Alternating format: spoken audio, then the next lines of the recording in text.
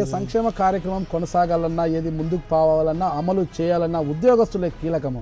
అలాంటి ఉద్యోగస్తులకు ఇవ్వాల్సిన పిఆర్సీని వెన్నపూస గోపాల్ రెడ్డి గారు అడిగితే ఎందుకు దాటవేశారంటారు?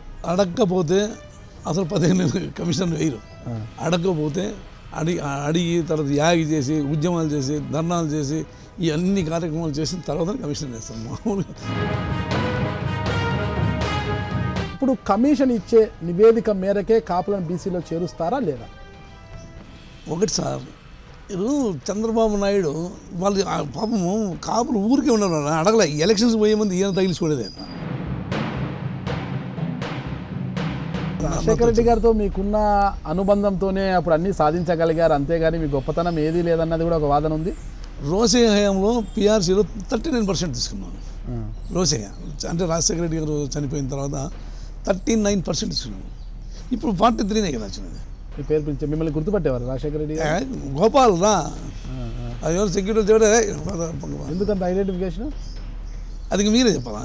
ఏమన్నా నీ వెనక ఏమైనా ఒక మెరుపు ఉండిందా? ఏమన్నా కరప్షన్ చేసిన వారంతా కూడా దొరుకుతున్నారంటారా? దొరికినోడు దొంగ, అంతే కదా? అంతే కదా. దొరికినోడు దొంగ, దొరకనోడు దొరే. వల్ల దొరలు ఎంతమంది ఉంటారు మన దగ్గర? 3 కృష్ణులు చూశారు మీరు, రాజశేఖర రెడ్డి గారు, రోషయ్య గారు, కిరణ్ కుమార్ గారు. 2 కృష్ణులు కరుణించారు, 3వ కృష్ణుడు కరుణించలేదంటారు మీరు. అంటే కొంచెం బెట్టు చేశారు, తర్వాత మరి అపాయింట్ చేశారు కదా కమిషన్. అపాయింట్ చేసినారు. వీళ్ళు ఇప్పుడు ఉన్నటువంటి జేఎస్ చైర్మన్ ఆయన పొలం కోసం డబ్బులు కట్టిన వాళ్ళ పరిస్థితి ఏమంటారు? ఏమంటారు, మనం చేస్తాం. ఇప్పుడు కోర్టులో కేసు పెండింగ్ ఉంది. జేఏసీ చైర్మన్ గారిని చూసి డబ్బులు ఇచ్చింటారు కదా? నాకు పొరపాటు, నన్ను చూసి కట్టారు కదా, సంఘాన్ని చూసి కట్టారు. సంఘం అంటే ఆ సంఘానికి చైర్మన్ మీరు? కరెక్ట్. నన్ను చూసి కాదు, నా కుటుంబాన్ని చూసి. అంటే ఆ కుటుంబ పెద్ద ఎవరు? మరి ఎందుకు ఇలాంటి ఆరోపణలు అన్నీ వస్తున్నాయి? పరిటాల రావు గారు మిమ్మల్ని దండించారు, మీపై దాడి కూడా చేశారు. అప్పుడు వాళ్ళంతా పోయి ఫిర్యాదు చేయడంతో మమ్మల్ని ఇట్లా సతాయిస్తున్నాడు, మేము మాట వినకపోవడంతో SC/ST కేసులు పెట్టిస్తున్నారు. FIR copy is public document. Anantapuram, Kurnool, Kadapa 3 జిల్లాల పక్షం నియోజకవర్గ పట్టభద్రుల నియోజకవర్గానికి మీరు అభ్యర్థిగా ఉన్నారు. వీటి ఖర్చుల గురించి ఏం చేస్తున్నారు? నాకు పెట్రోల్ పంపు, డీజిల్ పోసుకొని తిరుగుతున్నాను.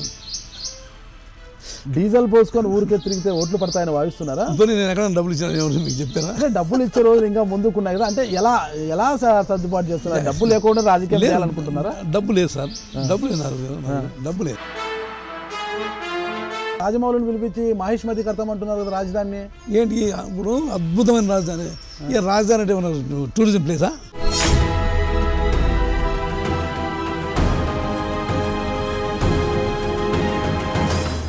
హాయ్. ఇటు ఆంధ్రప్రదేశ్లోనూ అటు తెలంగాణలోనూ ఎప్పుడెప్పుడా అని ఎదురు చూస్తున్న శాసన మండలి ఎన్నికల నగర మోగనుంది. ఫిబ్రవరి 13న శాసన మండలి ఎన్నికలకు సంబంధించి ఎన్నికల కమిషన్ నోటిఫికేషన్ జారీ చేయనుంది. ఫిబ్రవరి 13తో ప్రారంభం కానున్న ఈ క్రతువు ఫిబ్రవరి 20 నాటికి ముగిసి పోలింగ్ అనంతరం మార్చి 13వ తేదీన అభ్యర్థుల భవితవ్యం తేలనుంది. ఏపీ రాష్ట్ర వ్యాప్తంగా 5 మంది అభ్యర్థులు బరిలో ఉండగా, అంటే 5 ఎమ్మెల్సీ స్థానాలకు సంబంధించి అభ్యర్థులు పోటీ పడుతుండగా వైసీపీ నుంచి 1 మాత్రమే బరిలో ఉన్నారు. ఆయన ఎవరో కాదు, అనంతపురం జిల్లా రాప్తాడు నియోజకవర్గానికి చెందిన NGO, ఉమ్మడి రాష్ట్రంలోని NGO ఉద్యోగస్తుల రాష్ట్ర అధ్యక్షులు, ప్రస్తుత వైసీపీ శాసన మండలి అభ్యర్థి వెన్నపూస గోపాల్ రెడ్డి గారు. ప్రస్తుతం ఆయన మన వెంట ఉన్నారు. ఆయన గతంలో ఉద్యోగస్తుల కోసం చేసిన కార్యక్రమాలు ఏమిటి, ప్రస్తుతం ఎమ్మెల్సీగా బరిలో ఎందుకు నిలిచారు, ఎమ్మెల్సీగా గెలిస్తే ఏం చేయబోతున్నారన్న వివరాలను తెలుసుకోబోతున్నాం. నమస్తే సార్.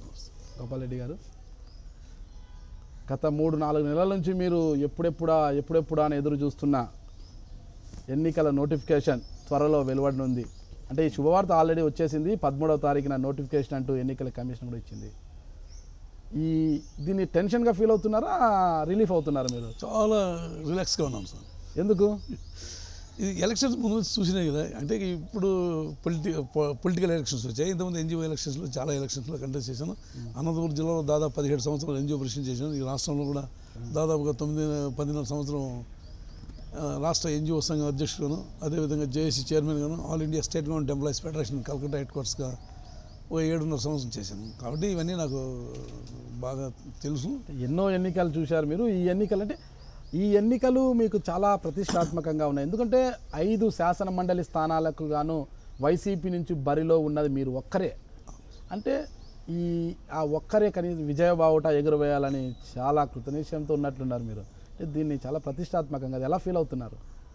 డెఫినెట్గా, ఎందుకంటే నేను జేఏసీ చైర్మన్ గాను, తర్వాత ఎన్జిఓ ప్రెసిడెంట్ గాను చాలా ఉద్యోగ ఉపాధ్యాయ కార్మికులు పెన్షన్స్కు చాలా కార్యక్రమాలు చేశాను. అవి చెప్పమంటే చెప్తాను. ఎందుకంటే నేను ఎన్జిఓ ప్రెసిడెంట్ అయిన తర్వాత, జేఏసీ చైర్మన్ అయిన తర్వాత 2 పిఆర్సీలు అపాయింట్ చేయించి అమలు చేయించాను. 3 పిఆర్సీ నేను రిటైర్ అయ్యే ముందు కిరణ్ కుమార్ రెడ్డి గారితో ఘర్షణ పడి, లేదు సార్ మీరు కమిషనర్ని వేయాలి అంటే, లేదు గోపాల్ రెడ్డి నువ్వు రిటైర్ అయ్యి వెళ్ళిపోతున్నావు కదా, ఎందుకు నువ్వు వదిలిపెట్టిపోనంటే, లేదు సార్ నా ప్రామిస్ ఉంటుంది, నేను ఎలక్షన్స్ వెళ్ళే ముందు ఈ లాస్ట్ పిఆర్సీ నా హయాంలో రావాల్సిన పిఆర్సీ నేను కమిషనర్ అపాయింట్ చేస్తాను, వాళ్ళు మరి ఉన్న సంఘం అది ఇంప్లిమెంట్ చేయించుకుంటారు లేదు, అది అవుట్ ఆఫ్ ఇష్యూ, కాబట్టి మీరు కమిషనర్ అపాయింట్ చేయాలని చెప్పేసి కమిషనర్ అపాయింట్ చేయించాను. ఘర్షణ వరకు ఎందుకు దారి తీసిందంటారు? అంటే రిటైర్ అవుతున్నావు, నువ్వు వెళ్ళిపో, నువ్వు పోయే ముందు నీకెందుకు నువ్వు వెళ్ళిపో అని అంటున్నారు కనుక మరి ఘర్షణ పడాల్సిందే. ధర్నాలు చేశాను, పెద్ద ఎత్తున దాడి చేశాను ప్రభుత్వం. జేఏసీ అధ్యక్షుడిగా ఉన్న మీపై అప్పుడు కిరణ్ కుమార్ రెడ్డికి సానుకూల దృక్పథం లేదంటారా? ఉన్నింది, కానీ సానుకూల దృక్పథం ఏమంటే రాష్ట్రం ఫైనాన్షియల్ ఇబ్బంది ఉంది కనుక ఈ పిఆర్సీ అమలు చేస్తే మరి సంక్షేమ కార్యక్రమాలన్నీ నిలిచిపోతాయనే ఉద్దేశంతోనే ఆయన ఆ విధంగా అన్నాడు అనుకుంటా. కానీ నా మీద పర్సనల్ గ్రెడ్జ్. ఏ సంక్షేమ కార్యక్రమం కొనసాగాలన్నా, ఏది ముందుకు పోవాలన్నా, అమలు చేయాలన్నా ఉద్యోగస్తులే కీలకము.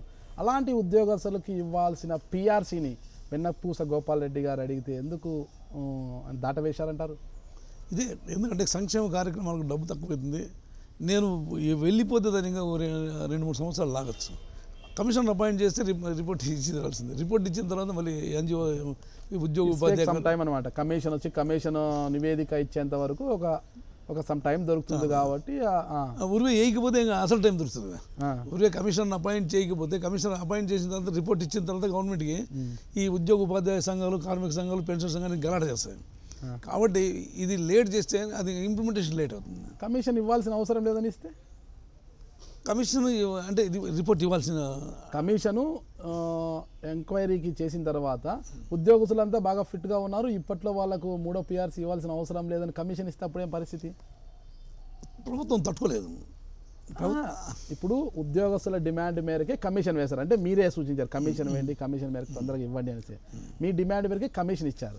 కమిషన్ వేసిన తర్వాత కమిషను లేదు ఇప్పుడంతా ఫిట్గా ఉన్నారు ఉద్యోగస్తులు, ఇప్పుడు ఇచ్చిన 2వ పిఆర్సీనే సరిపోతుంది, 3వ పిఆర్సీకి కొద్ది టైం తీసుకోవచ్చని కమిషన్ నివేదికిస్తే అప్పుడు మళ్ళీ గొడవ ఎందుకు? అంటే డిమాండ్ మేరకే ప్రభుత్వం ఇచ్చింది తప్పితే వాళ్ళు సొంతంగా తీసుకునే నిర్ణయం కాదు. అడగకపోతే అసలు 15 కమిషన్ వేయరు. అడగకపోతే అడిగి తర్వాత యాగి చేసి, ఉద్యమాలు చేసి, ధర్నాలు చేసి, ఈ అన్ని కార్యక్రమాలు చేసిన తర్వాత కమిషన్ వేస్తాను. మామూలుగా ఊరికి ఇంతవరకు నాకు తెలిసి అదే నా క్వశ్చన్ అదే అనమాట. మీ ఉద్యమాలు, మీ ఆందోళనలు అన్నిటికీ తలొగ్గిన ప్రభుత్వము కమిషన్ వేసింది. ఆ కమిషను ఇవ్వచ్చా ఇవ్వకూడదా అనేది తెలుస్తుంది. పిఆర్సీ ఇవ్వచ్చా ఇవ్వదు, మీ డిమాండ్ మేరకే కమిషన్ వేసింది. ఆ కమిషన్ ఇవ్వకూడదు అంటే అప్పుడు తలొగ్గలిగేది ఉద్యోగస్తులు. లేదు, అది గవర్నమెంట్ జీవో ఇచ్చేటప్పుడే పలానా టైంలో రిపోర్ట్ ఇచ్చేయాలి అని చెప్పి దానికి కండిషన్ పెట్టిస్తారు. ఊరికే కమిషన్ అపాయింట్ చేయరు. గోపాల్ రెడ్డి ఏదైనా ప్రముఖమైన పోస్టులో ఉంటే గోపాల్ రెడ్డి ఈ దీని మీద ఎంక్వైరీ చేసి రిపోర్ట్ ఇవ్వమంటే టైం ఫిక్స్ చేసి ఉంటారు. ఒక చిన్న ఎగ్జాంపుల్ మాట్లాడుకుంటాం ఇక్కడ. ప్రస్తుతం రాష్ట్రంలో కాపులను బీసీ జాబితాలో చేర్చాలన్న ఒక డిమాండ్ మేరకు మంజునాథ్ కమిషన్ ఈరోజు పనిచేస్తోంది. ఇప్పుడు కమిషన్ ఇచ్చే నివేదిక మేరకే కాపులను బీసీలో చేరుస్తారా లేదా? ఒకటి సార్, ఇది చంద్రబాబు నాయుడు వాళ్ళు పాపము కాపులు ఊరికే ఉన్నారు, అడగలే. ఎలక్షన్స్ పోయే ముందు ఈయన తగిలించుకోలేదే. వస్తాను దాంట్లో కూడా వస్తాను. ఇప్పుడు ఈయన ఎలక్షన్ మేనిఫెస్టోలో కాపులందరూ బీసీలు చేస్తారు, ఎవరు అడగలేదు, వాళ్ళ పని వాళ్ళు చేసుకుంటారు, వాళ్ళ మానని వాళ్ళు పోతున్నారు. ఈయన రెచ్చగొట్టాడు, సరే కమిషనర్ వేశారు. కమిషనర్ మరి ఆ కండిషన్స్ ఏమున్నాయో నాకైతే తెలియదు, ఎందుకంటే స్ట్రైట్గా మాట్లాడుతున్నాం. మరి ఆ కమిషన్ ఈ జస్టిస్ మంజునాథ్ కమిషన్కి ఏమి ఇచ్చారు, మరి సంవత్సరం లోపల ఇమ్మన్నారో, లేదంటే 1.5 సంవత్సరం లోపల ఇమ్మన్నారో, లేదంటే నీ ఇష్టం వచ్చిన టైం తీసుకోమని చెప్పారో తెలియదు. అయితే దేని మీద ఆ రోజు కాపులు కూడా చూసింటారు అది ఇష్యూ చేసిన జీవోను. మరి వాళ్ళు రిపోర్ట్ తప్పు, కమిషనర్ తప్పు అని వాళ్ళు ఎక్కడ అడగలే.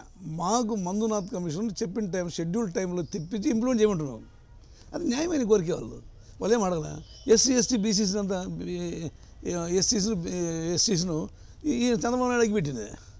ఇది కూడా అంతే కదా. ఇప్పుడు ప్రశాంతంగా బీసీలు తర్వాత వీళ్ళు కాపులంతా కలిసి పనిచేసుకుంటారు. చంద్రబాబు నాయుడు నిప్పు పెట్టాడు, అగ్గి పెట్టాడు అనేది ఇక్కడ మనకు క్వశ్చన్ కాదు. అవును సార్. మంజునాథ కమిషన్ నివేదిక అంటే ఇంకా 3 జిల్లాలు మాత్రం మిగిలి ఉన్నాయి, అవి కూడా నెల రోజుల్లో పూర్తి చేస్తామంటారు. అది ఎప్పుడు పూర్తి చేస్తారనేది మనకు ప్రస్తుతం ఇక్కడ మనకు అవసరం లేదు అది. అయితే మంజునాథ కమిషను నివేదిక కాపులను బీసీ జాబితాల్లో చేర్చాల్సిన అవసరం లేదు, లేదా కాపుల్లో ఉన్న ఒంటరి, తెలగ, బలిజ ఈ కులాల్లో కొంతమందిని మాత్రమే చేర్చాలి అన్న నివేదిక ఇస్తే ఆ మేరకు మాత్రమే ప్రభుత్వం అడుగులు వేస్తుంది, అంతే కదా. దానికి కట్టుబడి ఉండాలి. అలాగే ఇంకోటి sir, Manjunath commission in total approve చేయమని అడుగుతాను నేను. ఇన్ టోటల్ ఆయన ఏమి ఇస్తాడో, ఆయనకి ఏ కండిషన్ పెట్టాడో ఆ కండిషన్స్ పైన పనిచేస్తాడు ఆయన. మరి ఇన్ టోటల్ ఆయన ఏమి రాశాడో ఆ టోటల్ రిపోర్ట్ను ఇప్పుడు నేను లింకు చెప్తున్నాట. ఈరోజు మంజునాథ్ కమిషన్ ఏమి ఇస్తుందో ఆ నివేదిక ప్రకారం ప్రభుత్వం అడుగులేస్తుంది. ఆ రోజు కిరణ్ కుమార్ రెడ్డి సర్కార్లో సైతం ఉద్యోగస్తులకు ఇప్పట్లో పిఆర్సీ ఇవ్వాల్సిన అవసరం లేదన్నప్పుడు ఉద్యోగస్తులు ఆ మాట కట్టుబడి ఉండాలి కదా. ఇప్పుడు ఆ సమయంలో ఉద్యోగస్తుల పరిస్థితి ఎలా ఉంటుంది అని అడిగే క్వశ్చన్. ప్రతి 5 సంవత్సరాలకు రిపోర్టు పే రివిజన్ కమిషన్ వేయాల్సిందే, రిపోర్ట్ తెప్పించుకోవాల్సిందే, సంవత్సరాల్లో రిపోర్ట్ తెప్పించుకోవాల్సిందే, ఇంప్లిమెంట్ చేయాల్సిన బాధ్యత. ఎందుకంటే ఉపాధ్యాయ కార్మికులు పెన్షనర్స్ సమ్మెకి వెళ్తే నోటీస్ ఇస్తాం, 1 నెల 20 రోజులు టైం పెట్టి సమ్మెకి వెళ్తాం, ఖచ్చితంగా ఇంప్లిమెంట్ చేయాల్సిందే. అంటే మీ డిమాండ్ మేరకు కమిషన్ వచ్చినా ఇంకొకటి వచ్చినా మీ డిమాండ్ మేరకు ఇవ్వాల్సింది, ఒకవేళ ఇవ్వకపోతే సమ్మెకు వెళ్తామంటారు. నేను ఆ క్వశ్చన్ అడుగుతున్నాను. ఎన్నిసార్లు అలా సమ్మెలు చేశారు మీరు? నేను ప్రెసిడెంట్ గాను జేఎస్ చైర్మన్ సమ్మెకి పోలేదు నేను, ఎందుకంటే నేను అడిగినవన్నీ ఆటోమేటిక్గా గవర్నమెంట్ ఇచ్చుకుంటూ వచ్చాయి, ఎక్కడా నేను ఇబ్బంది పడలేదు. ఏదైనా రాజశేఖర రెడ్డి గారు కానీ, తర్వాత రోజయ్య గారు కానీ, వీళ్ళంతా కూడా, తర్వాత కిరణ్ కుమార్ రెడ్డి లాస్ట్లో కొంచెం బెట్టు చేశాడు కమిషన్ అపాయింట్ చేసేదానిలో. ఎవరు కూడా నేను సమ్మెకి వెళ్ళాల్సిన అవసరం లేకపోయింది. నేను పోతే మరి నా మత్సరమో లేకపోతే మరి వాళ్ళు చూసే దృష్టిని పెట్టిపోయిందని నేను అడిగినవన్నీ ఇచ్చారు. తర్వాత హైదరాబాద్ కూడా రాజశేఖర రెడ్డి గారు ఉన్నప్పుడు 30% హెచ్ఆర్ తీసుకొచ్చాను. తర్వాత కిరణ్ కుమార్ రెడ్డి గారు హయాంలో సీఎంగా ఉండగా మొత్తం జిల్లా ప్రాంతాలకు, గ్రామీణ ప్రాంతాలకు 2% హెచ్ఆర్ పెంచాను. 10 ఉంటే 12%, 12.5% ఉంటే 14.5%. అన్ని డిమాండ్స్ కూడా నేను ఎవరిని కూడా సమ్మెకి తీసుకెళ్లకుండా ధర్నాలు, అంటే పెద్ద ఎత్తున ధర్నాలు చేసి టైం పెట్టుకొని కలెక్టర్ ఆఫీసుల ముందర ఇక్కడ ఇందిరా పార్కులో చేసాము. ధర్నాలు సమ్మెలు చేసే స్పాట్ ఒకటి ఉంది, ఆ స్పాట్లో పెద్ద ఎత్తున చేశాము. 30% హెచ్ఆర్ఏ కోసం ట్విన్స్ 30% హెచ్ఆర్ఏ కోసం 30,000 మందిని గ్యాదర్ చేసాము. అప్పుడు నేను జేఏసీ చైర్మన్, నేను స్వామిగౌడ్ ఇప్పుడు మండల చైర్మన్ ఉండే మా ఫ్రెండ్ ఆయన సెక్రటరీ జనరల్గా ఉండేవాడు. మేమిద్దరం ఏమనుకుంటే అది చేసుకుంటూ వచ్చాము. ఆయనతో పాటు కొంతమంది సుధాకర్ గారు ఉండేవాడు, ఆయనతో కలిసి పనిచేసాం. తెలంగాణ సుధాకర్ రెవెన్యూ వాడు, తర్వాత సర్వీస్ కమిషన్ మెంబర్గా కూడా పనిచేసాం. వీళ్ళతో కలిసి పనిచేయడం నాకు చాలా ఆనందం అనిపించింది. ఏమంటే వాళ్ళు నాకు మాట ఎప్పుడు ఎదురు చెప్పేవాళ్ళు, వాళ్ళ మాట నేను ఎప్పుడు ఎదురు చెప్పాను. అలా మనం హెచ్ఆర్ఏ కొట్టి తీరాలా, మనకు భారతదేశంలో ఎక్కడ 30% హెచ్ఆర్ఏ లేదు, మనం తీసుకొని తీరాలా. తర్వాత మాకు ఎక్కడ కూడా ఇంత హెచ్ఆర్ఏ లేదు, ఈ రాష్ట్రంలో ఉన్నంత హెచ్ఆర్ఏ లేదు. అది మీ గొప్పతనం అంటారా, రాజశేఖర రెడ్డి గారు ఔదార్యం అంటారా? అంటే నేను ఒక ఇన్స్ట్రుమెంట్ కదా, నేను మీ దగ్గరికి వచ్చాను, నాకు కావాలంటే మీరు ఒక రకం, నేను ఒక రకం లాగి ఎవరెవరు తగ్గుతారు, నాకు అట్లా ప్రభుత్వం తగ్గిన. రాజశేఖర రెడ్డి గారితో మీకున్న అనుబంధంతోనే అప్పుడు అన్నీ సాధించగలిగారు, అంతేగాని మీ గొప్పతనం ఏదీ లేదన్నది కూడా ఒక వాదన ఉంది. రోసయ్య హయాంలో పిఆర్సీలో 39% తీసుకున్నాను. రోసయ్య అంటే రాజశేఖర రెడ్డి గారు చనిపోయిన తర్వాత 39% తీసుకున్నాను. ఇప్పుడు 43 కదా వచ్చినది. 43 అంటే అప్పటికి ఇప్పటికి నా 5 సంవత్సరాల తర్వాత వచ్చి పిఆర్సీ 4% కదా అదనంగా వచ్చింది. అది మరి నేనే కరెక్ట్ కదా. 30% ఎక్కడ 28 నుంచి 39% తీసుకొచ్చింది. తర్వాత నా తర్వాత వచ్చిన వాళ్ళు 4%కే అది సరిపెట్టుకుంది. మీ తర్వాత వచ్చే వాళ్ళ పరిస్థితి పక్కన పెడితే మీ వరకు తీసుకుంటే రాజశేఖర రెడ్డి గారితో మీకున్న అనుబంధం కావచ్చు, పరిచయం కావచ్చు, ఆ అనుబంధంతోనే రాజశేఖర రెడ్డి గారు కూడా చేతికి ఎముక లేనట్టుగా ఇచ్చేసేవారు అన్నది కూడా ఉంది కదా. ఉండొచ్చు. ఎందుకంటే రాజశేఖర రెడ్డి గారు స్నేహశీలి. ఆయన అసలు ఆయన దగ్గరికి పోవాలని ఎంత ఉత్సాహం అవుతుంది, అంత ఉత్సాహంగా పోయేవాళ్ళు. ఎందుకంత ఉత్సాహం? అది ఆయన పలకరింపు కూడా అట్లే ఉంటుంది. అంటే మీకు రాజశేఖర రెడ్డి గారు మీరు జేఏసీ చైర్మన్గానే మీకు పరిచయం అయ్యారు? మాకు ఫ్యామిలీగా అంతకుముందే పరిచయం. అంతకుముందు ఎక్కడ మీటింగ్ వేసినా అనంతపూర్లో అనంతపూర్లో రాజశేఖర రెడ్డి గారు వచ్చారంటే బంగ్లాలో పోయి కలిసేవాడిని. ఎందుకంటే నాకు ముందు నుంచి ఆయనతో ఫ్యామిలీ రిలేషన్ ఉందా అంటే వ్యక్తిగతమైన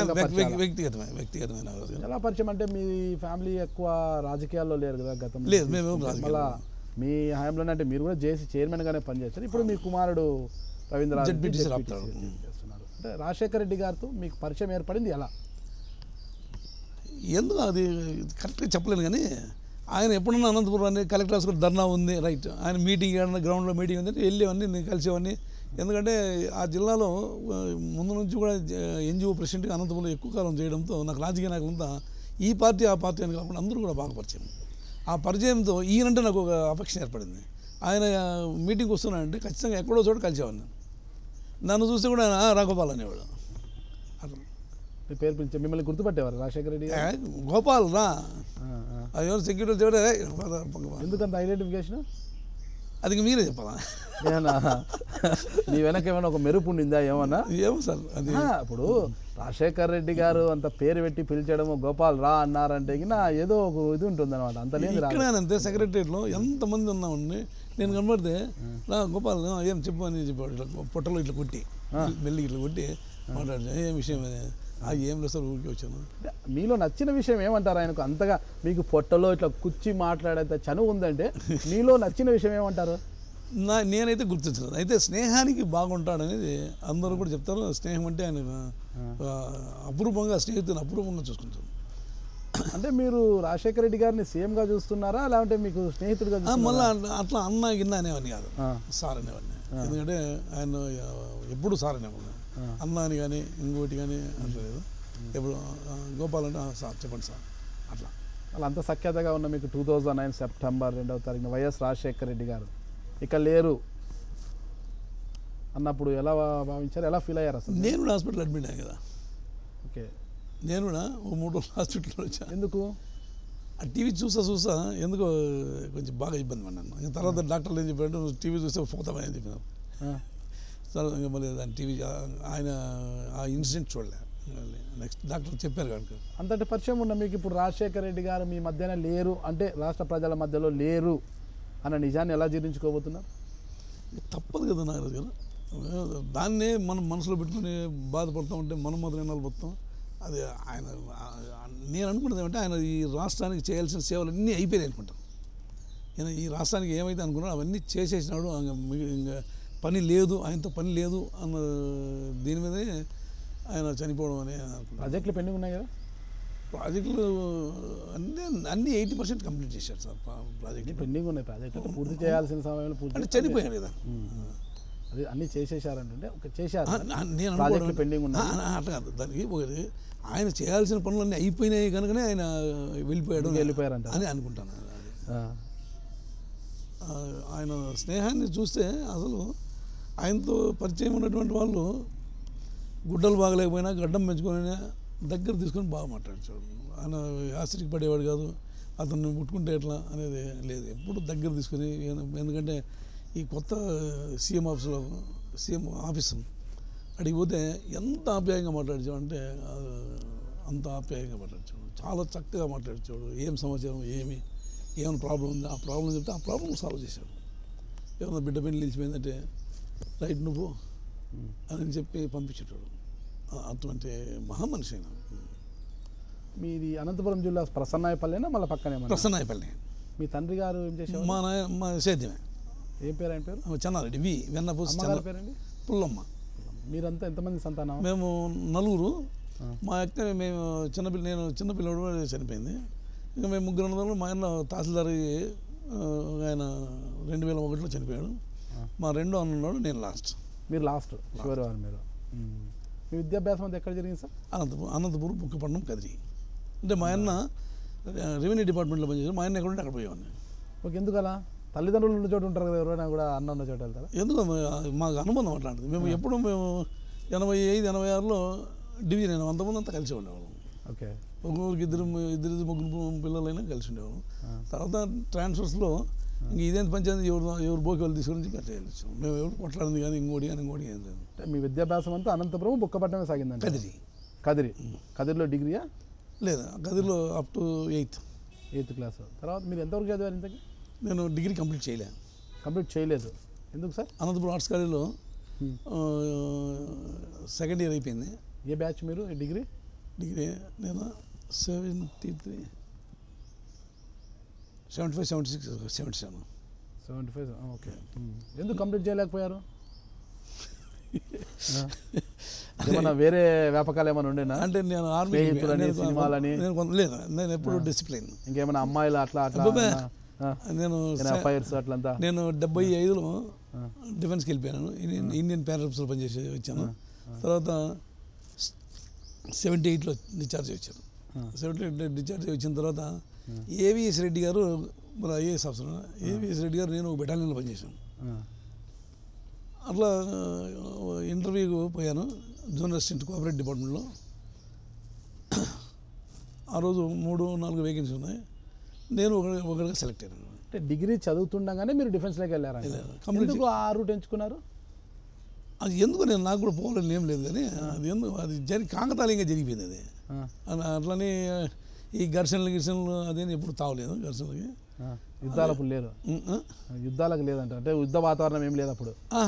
ఇప్పుడు యుద్ధ వాతావరణం లేదు. ఇప్పుడు ఏదో మనం సర్జికల్ స్ట్రైక్ చేశాడు, కానీ ఈయన యుద్ధ వాతావరణం ఎప్పుడు లేదు. ఎలా ఉండింది అక్కడ? ఒక్కసారిగా మీరు అందరినీ వదిలిపెట్టి అంత దూరం వెళ్ళిపోయారు. అంతే, మా స్నేహితులు, సోదరులు, తల్లిదండ్రులు, బంధువులు అందరిని వదిలి అంత దూరం వెళ్ళిపోయారు కదా. మరి ఎవరు పోకపోతే అటు సైన్ బార్డర్లో దేశ ప్రజలు ఎస్టాబ్లిష్మెంట్ కోసం ఎవరు చేస్తారు సార్? అలానే అందరూ ఫీల్ కావట్లేదు కదా. ఎవరికైనా కూడా పేరెంట్స్తో, కుటుంబ సభ్యులతో కలిసి ఉండాలంటే చాలా అరుదు. చాలా వెళ్ళేవారు కూడా. అలా కొంతమంది వెళ్తుంటారు, అంటే త్యాగం కోసం చేసేవాళ్ళు, కానీ నిరుద్యోగంతో బాధపడే చాలా మంది వెళ్తుంటారు. హర్షించదగ్గ విషయం అది. అలా వెళ్తున్నారంటే అంత. కానీ మీరు ఎందుకు వెళ్ళారు ఆ రోజు? అదే నాకేం జరక్కేం పోలేదు, కానీ అన్నీ ఉండిపోయినాను. తర్వాత మా అమ్మ నేను వచ్చాను అక్కడికి ఎనికి పట్టుకొచ్చేకి. ఎక్కడ ఉన్నారు అప్పుడు మీరు? నేను అస్సాంలో ఉన్నాను. అస్సాంలో అంటే మాకు నీలం సంజీవ్ రెడ్డి గారు మా నాయనకి బాగా క్లోజు. మా అమ్మ మా నాయన ఏడ్చుకుంటూ వచ్చారు అక్కడికి. అంటే వీళ్ళు పల్లెల్లో చెప్తా ఉంటారు కదా, ఇంకా మీ వాడు రా అది ఇది. 2 ఏళ్ళ తర్వాత మా అమ్మ మా నాయన వచ్చిన తర్వాత డిశ్చార్జ్ చేసేసారు. ఓకే, ఎన్నేళ్ళు పనిచేశారు మొత్తం మీరు? 2.5 సంవత్సరం పనిచేశాను. 2.5 సంవత్సరానికే అంటే మాజీ సైనికులు అయిపోయారా? వచ్చిన తర్వాత మళ్ళీ ఏం చేశారు మీరు? వచ్చిన తర్వాత అలా డిగ్రీ పూర్తి చేయాలనిపించలేదు? చేయలేదు, లేదు, అవకాశం లేకపోయా. ఏ గ్రూప్ చదివారు డిగ్రీలో అప్పుడు? History, economics 6. Okay, right. చరిత్రను తెలుసుకోవాలనా? చరిత్రను తెలుసుకొని వెళ్ళినట్టున్నారు మీరు డిఫెన్స్ దగ్గర, ఆర్మీలోకి. చరిత్ర, యుద్ధాలు అవన్నీ చూసి నేను కూడా యుద్ధం చేయాలనే ఒక సంకల్పంతో వెళ్ళి ఉన్నారు ఏమో. మళ్ళీ అంటే మంచి బెటాలియన్ సార్. ఇండియన్ ప్లాట్ఫామ్స్ అంటే మొన్న సర్జికల్ స్ట్రైక్ చేశారు మా బెటాలియనే. ఓకే, చాలా ఇది అసాల్ట్ ఫోర్స్. Assault force. దీనికి మినిమం హైట్ 5'7". మీరు 5'8", 5'9" ఉంటారు. ఇప్పుడు టచ్లో ఉన్నారా వాళ్ళంతా కూడా? బెటాలియన్లో రిటైర్మెంట్ సార్. నేనే రిటైర్ అయిపోయారా? అక్కడ మ్యాక్సిమం 20 years కంటే చేయరు. నేను ఇక్కడ డిపార్ట్మెంట్ 34 years చేశాను. అక్కడ నుంచి వచ్చినాక మళ్ళీ ఏం చేశారు మీరు? కొంత సేద్యం ఉంది, మాకు అగ్రికల్చర్ ఉంది. నేను మొన్న రిటైర్ అయిపోయినప్పుడు కూడా సేద్యం చేస్తాను. తోటలో ఉంటాయి మాకు, ద్రాక్ష చెట్లు ఉన్నాయి, దానిమ్మ చెట్లు ఉన్నాయి. మాది ముందు నుంచి రైతు కుటుంబం కదా. బర్రెలు వచ్చిన తర్వాత ప్రభుత్వ ఉద్యమంలోకి ఎప్పుడు అడుగుపెట్టారు మీరు? 78 నవంబర్. ఏ డిపార్ట్మెంట్లోకి అడుగు? Cooperative department. Cadre junior assistant నుంచి. ఓకే, జూనియర్ అసిస్టెంట్ క్యాడర్లో మీరు అడుగు పెట్టారు. డిఫెన్స్లో చేసిన ఉద్యోగానికి కోఆపరేటివ్ సొసైటీలోకి వచ్చినప్పటికి ఎలా ఉన్నింది మీకు? Society department. సొసైటీ డిపార్ట్మెంట్ అంటే ఆ ఉద్యోగానికి దానికి ఎలా తేడా ఉన్నింది అంటారు? ఇది వైట్ కలర్ ఉద్యోగం కదా, టేబుల్ కుర్చీ వేసుకొని వచ్చిన టపాలు నా సెక్షన్కి ఇచ్చిన టపాలు నేను రాసుకుంటూ కూర్చోవడం అంతే కదా. ఆదాయం బాగానే ఉండిందా? ఆదాయం బాగానే ఉండిందా? లేదు, నేను ఎప్పుడు దాన్ని జోలికి పోలే, ఎప్పుడు పోలే నేను. ఎందుకంటే కోఆపరేటివ్ డిపార్ట్మెంట్లో దాదాపుగా 20 సంవత్సరాలు కోఆపరేటివ్ డిపార్ట్మెంట్ బాగా ఆదాయం ఉంటుంది. అంటే మీకు దండిగా ఉందని తీసుకోలేదా, ఊరికి వద్దనుకున్నా? లేదు, నేను దాన్ని గురించి ఎప్పుడు ఆలోచించలే. ఎందుకంటే రైతు కుటుంబం, మాకు ఇబ్బంది ఎప్పుడు ఫ్యామిలీకి రావడానికి ఇబ్బంది లేదు. మా అన్న తహసీల్దార్ చేసేవాడు, తర్వాత మా అన్నకు పిల్లలు ఓన్లీ డాక్టరు, ఏం కావాలని ఇచ్చేవాడు, అన్న జీతం వచ్చింది ఖర్చు పెట్టుకోరా అనేవాడు. అట్లా పోయింది. దట్టు నేను లైమ్ లైట్లోకి వచ్చిన తర్వాత ఒక ఆర్గనైజేషన్కి కాల్ పెట్టిన తర్వాత మనం ఎట్లా అంటే అట్లా పోతే కూడా మన చెడ్డ పేరు వస్తుంది, ఫ్యూచర్ ఉండదు. ఇంకా అప్పుడు మీరు ఆర్గనైజేషన్ అడుగు పెట్టలేదు కదా, ఇంకా మీరు కోఆపరేటివ్ డిపార్ట్మెంట్లో చాలా కాలం వచ్చింది. దీనికంటే ముందే కోఆపరేటివ్ డిపార్ట్మెంట్లో ప్రెసిడెంట్ చేశాను. ఫస్ట్ ఎంప్లాయీగా మీరు వచ్చారు కదా, ఎంప్లాయీకి వస్తేనే కదా ఇవి అన్నీ వచ్చేది. అదే ఎంప్లాయీకి వచ్చిన తర్వాత మళ్ళీ మీరు జేఏసీ చైర్మన్ అయ్యారు. నేను నిజంగా కరప్షన్లో ఉండి ఎన్జిఓ ప్రెసిడెంట్లు అయితే ఎక్కడోసారి బుక్ చేస్తారు. కాబట్టి నేను దాన్ని జోలికి ఇవ్వలేదు, అవసరం రా. కరప్షన్ చేసిన వారంతా కూడా దొరుకుతున్నారంటారా? దొరికినోడు దొంగ అంతే కదా, అంతే కదా. దొరికినోడు దొంగ, దొరకనోడు దొరే. వల్ల దొరలు ఎంతమంది ఉంటారు మన దగ్గర? అంటే అందరూ అని అనుకోవడం కూడా కరెక్ట్ కాదు నాకు దగ్గర. అలా కాదు, అంటే దొరలు కూడా ఉన్నారు కదా, దొరలు కూడా ఉన్నారు. ఏ ఇంటిలో తీసుకున్నాడో ఇంటి దొంగలు అయితే కామన్గా ఉంటారు కదా. ఇంటి దొంగలు ఈశ్వరుడు పట్టలేడు. అదే వల్ల కొంతమంది ఇంటి దొంగలు ఈశ్వరుడు పట్టలేకపోతే వాళ్ళు అలాగే వెళ్ళిపోతుంటారంట, సర్వీస్ పూర్తి చేసుకొని వెళ్ళిపోతుంటారు. అంటే మీరైతే ఆ కోవలోకి రాలేదంటారు అప్పట్లో? ఎక్కడ లేదు, అటువంటి ప్రసక్తి లేదు. నేను డిపార్ట్మెంట్లో ఈవెన్ ఎల్టీసీలు కూడా నేను వాడుకోలేదు, టీఏబిల్ కూడా నేను తీసుకోలేదు. టీఏబిల్ ఎందుకంటే ఎక్కడంటే అక్కడ తిరుగుతుంటాము, రేపు చేయాల్సిన పని ఈ పొద్దు చేసి రిపోర్ట్ ఇచ్చినాము. అట్లా నేను టీఏ కూడా క్లెయిమ్ ఇలే. ఏదైనా ఇంపార్టెంట్ ఏమన్నా రాజధానికి వచ్చినప్పుడు అట్లాంటి గవర్నమెంట్ బై ఆర్డర్ పంపించినవి అవి టీఏబిల్స్ క్లెయిమ్ చేసాను. నేను టీఏ కూడా క్లెయిమ్ చేయను. ఉద్యోగం వచ్చాక వివాహం చేసుకున్నారా? వివాహం వచ్చాక ఉద్యోగం వచ్చి మళ్ళీ వెళ్ళిపోతాడేమో అని చెప్పి పెళ్లి చేశాను. పెళ్లి చేసేసారు? ప్రభుత్వ ఉద్యోగం రాకముందే పెళ్లి చేసేసారు. మీ వయసు ఎంత అప్పుడు? అప్పుడు 22 ఉంటుంది. 22 ఏళ్ళకి పెళ్లి చేసుకున్నారు మీరు? అప్పుడు మేడం వయసు? నాకంటే 5 ఏళ్ళు. మా బంధువులే, మా ఇంటి పక్కనే అట్లా ఎదురు. మీడియా యాక్టివ్గా లేదేమో సార్? 78 ఆడుంది మీడియా. మీడియా ఉన్నా కూడా పత్రికలు అవన్నీ ఉన్నా కూడా అవన్నీ కూడా అంత యాక్టివ్గా ఉండేది కదా. అంటే మైనర్ గారిని అసలు 78 మాకు కలర్ ఫోటో ఆడిది, బ్లాక్ అండ్ వైట్ పేపర్స్ ఉండింటాయి అప్పుడు. ఆంధ్రపత్రిక అవన్నీ కూడా అప్పటి నుంచి వచ్చేటివే కదా అవన్నీ కూడా. అంటే అంత అలర్ట్గా లేదు కాబట్టి మీ వివాహం సవ్యంగా జరిగిపోయింది అంటారా? అంతే. ఆయన మేజర్లే కదా. మీకన్నా ఇప్పుడు మీకే 22 అన్నప్పుడు మేడం మీకన్నా 5 years అన్నప్పుడు ఆమె 17 years ఉంటాయి. 17 అంటే మైనర్ కదా, మైనర్ వివాహం చేసుకున్నారు అప్పట్లో మీరు. ఆర్మీలో పనిచేశారు, పెద్దలు నిశ్చయించిన ఆర్మీలో పనిచేసి ఒక డిసిప్లైన్ ఒక డిపార్ట్మెంట్లో పనిచేయొచ్చిన మీరు మైనర్ని పెళ్లి చేసుకున్నారు అప్పుడు. అవును సార్. అప్పుడు మీకు తప్పు అనిపించలేదా? లేదు, అనిపించలేదు. ఎందుకంటే మాకు ఆలోచించి చేసేంత ఇది లేదు. అప్పుడు కొద్దిగా హుషారు ఉంటుంది. 22 years పెళ్లి చేస్తున్నారంటే పాప నేను పెళ్లి చేసుకుంటున్నాను అనేసి అదేం కాదు. కానీ మళ్ళీ ఎక్కడైనా ఏదైనా పోతాడేమని భయంతో చేయడం జరిగింది. కళ్ళం వేసేసారు, అదే ఎక్కడికి పోకోకుండా గట్టిగా పగ్గాలు పట్టేశారు. ఎలా ఉండింది మ్యారేజ్ లైఫ్? చిన్న వయసులో మ్యారేజ్ చేసుకున్నారు. ఏమి ఇబ్బంది లేదు సార్, ఎప్పుడు ఇబ్బంది పడలేదు. నాకు 3 పిల్లలు, పెద్దోడు వచ్చేసి జడ్పీటీసీ, రెండోడు వచ్చి అమెరికాలో ఉన్నాను. అలా కాదు, అప్పుడు కొత్తగా పెళ్ళైన సమయంలో అంటే మీకు జాబ్ లేదు అప్పుడు, మేడము బయటికి వెళ్ళాలని గ్రేప్ గార్డెన్ ఉంది, ప్యాడీ వ్యవసాయం మీద ఉండేవాడిని.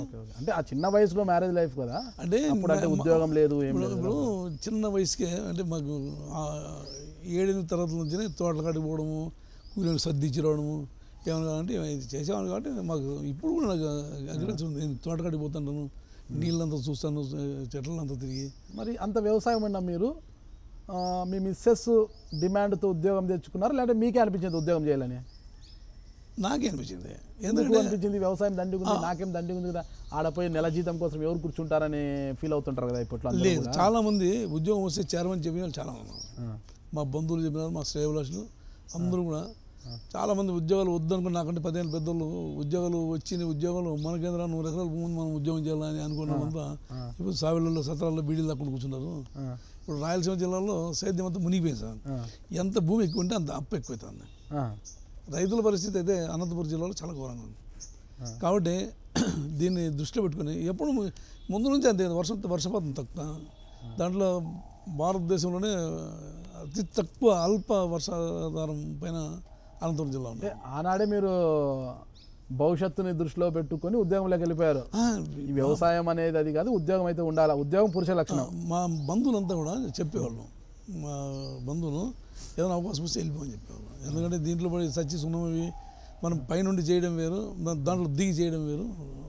ఎక్కువ నష్టాలు మూట కట్టుకోవాల్సి వస్తుంది. మా రైతులు చాలా భూములు పోగొట్టుకున్నారు సార్. సేద్యం చేసి గిట్టుబాటు లేక బాగా ఇబ్బంది పడుతున్నాం. ఎప్పుడు మీరు ఉద్యోగస్తుడిగా జాయిన్ అయ్యారు? మీరు ప్రభుత్వ ఉద్యోగి 78 నవంబర్ 78 నవంబర్లో ఒక జూనియర్ అసిస్టెంట్గా ప్రభుత్వ ఉద్యోగంలో చేరిన మీరు ఎలా ఎదిగారు? యూనియన్లోకి ఎలా వచ్చారు? ఫస్ట్ కోఆపరేటివ్ డిపార్ట్మెంట్లో జిల్లా ప్రెసిడెంట్ అయ్యాను. అటు తర్వాత మరి ఏపీ ఎన్జిఓ సంఘంలో నాకు ఇంట్రెస్ట్ లేకపోయింది. ఏపీ ఎన్జిఓ సంఘంలో డైరెక్ట్గా ప్రెసిడెంట్ అయినాను.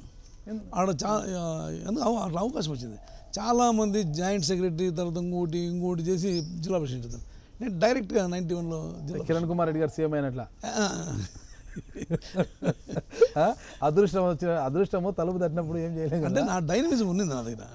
ఆ డైనమిజం చూసే వీడు పనికి వస్తాడని చెప్పి పట్టుకొచ్చి పెట్టారు. అంటే కిరణ్ కుమార్ రెడ్డి గారు కూడా ఆ రోజు ఆ డైనమిజం చూసి సోనియా గాంధీ సీఎం ఇచ్చారంట కదా.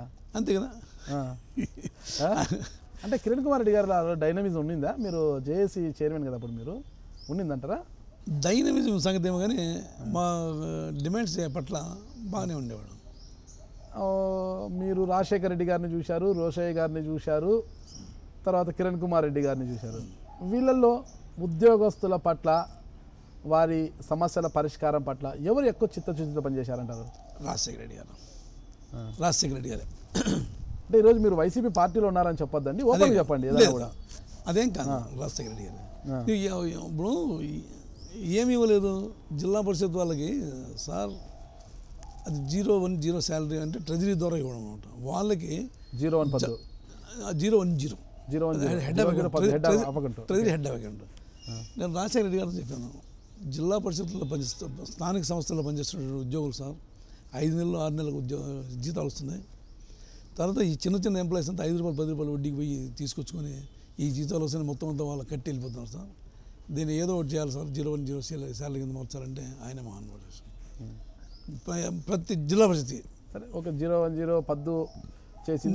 లోకల్ బాడీస్కి, మున్సిపాలిటీ ఎంప్లాయీస్ అంతా కూడా రాజశేఖర రెడ్డి హయాంలోనే మేలు జరిగింది, అది వాస్తవమే. అయితే ఇంకా ఏం చేశారు అంటే మీరు రోషయ్య గారు, కిరణ్ కుమార్ రెడ్డి గారి కన్నా బెటర్ అంటున్నారు, ఇంకా ఏం చేశారు ఆయన ఉద్యోగస్తుల కోసం? రాజశేఖర రెడ్డి గారు ఫస్ట్ పిఆర్సీ ఇచ్చాడు, తర్వాత రెండో పిఆర్సీ వచ్చేసి రోషయ్య గారు ఇచ్చారు, తర్వాత ఈ పిఆర్సీ చంద్రబాబు నాయుడు ఇచ్చాడు సార్. నేను 3 పిఆర్సీలు చూశాను సార్. 3 కృష్ణులు చూశారు మీరు, రాజశేఖర రెడ్డి గారు, రోషయ్య గారు, కిరణ్ కుమార్ గారు. 2 కృష్ణులు కరుణించారు, 3వ కృష్ణుడు కరుణించలేదంటారు మీరు. అంటే కొంచెం బెట్టు చేశారు, తర్వాత మరి అపాయింట్ చేశాడు కదా కమిషన్, అపాయింట్ చేసినారు. వీళ్ళు ఇప్పుడు ఉన్నటువంటి జేఎస్ చైర్మన్ ఆయన ఇంప్లిమెంట్ చేయించుకున్నాడు, జరిగిపోయింది. తర్వాత ఆయన దిగిపోయాడు. జిల్లా చైర్మన్ అనంతరం మీరు మళ్ళీ రాష్ట్ర NGO president plus JAC chairman ఎలా కాగలిగారు? జేఏసీ చైర్మన్ అంటే ఎన్జిఓస్ ప్రెసిడెంట్, కామన్గా ఎన్జిఓ ప్రెసిడెంట్ ఎవరైతే ఉంటారో JAC chairman, Telangana NGOs president, secretary general, ఈ 2 బాడీలు పనిచేస్తాయి కలిసి. ఇప్పుడు తెలంగాణ విడిపోయిన తర్వాత ఆ బాడీ దీంట్లోకి రాదు కదా.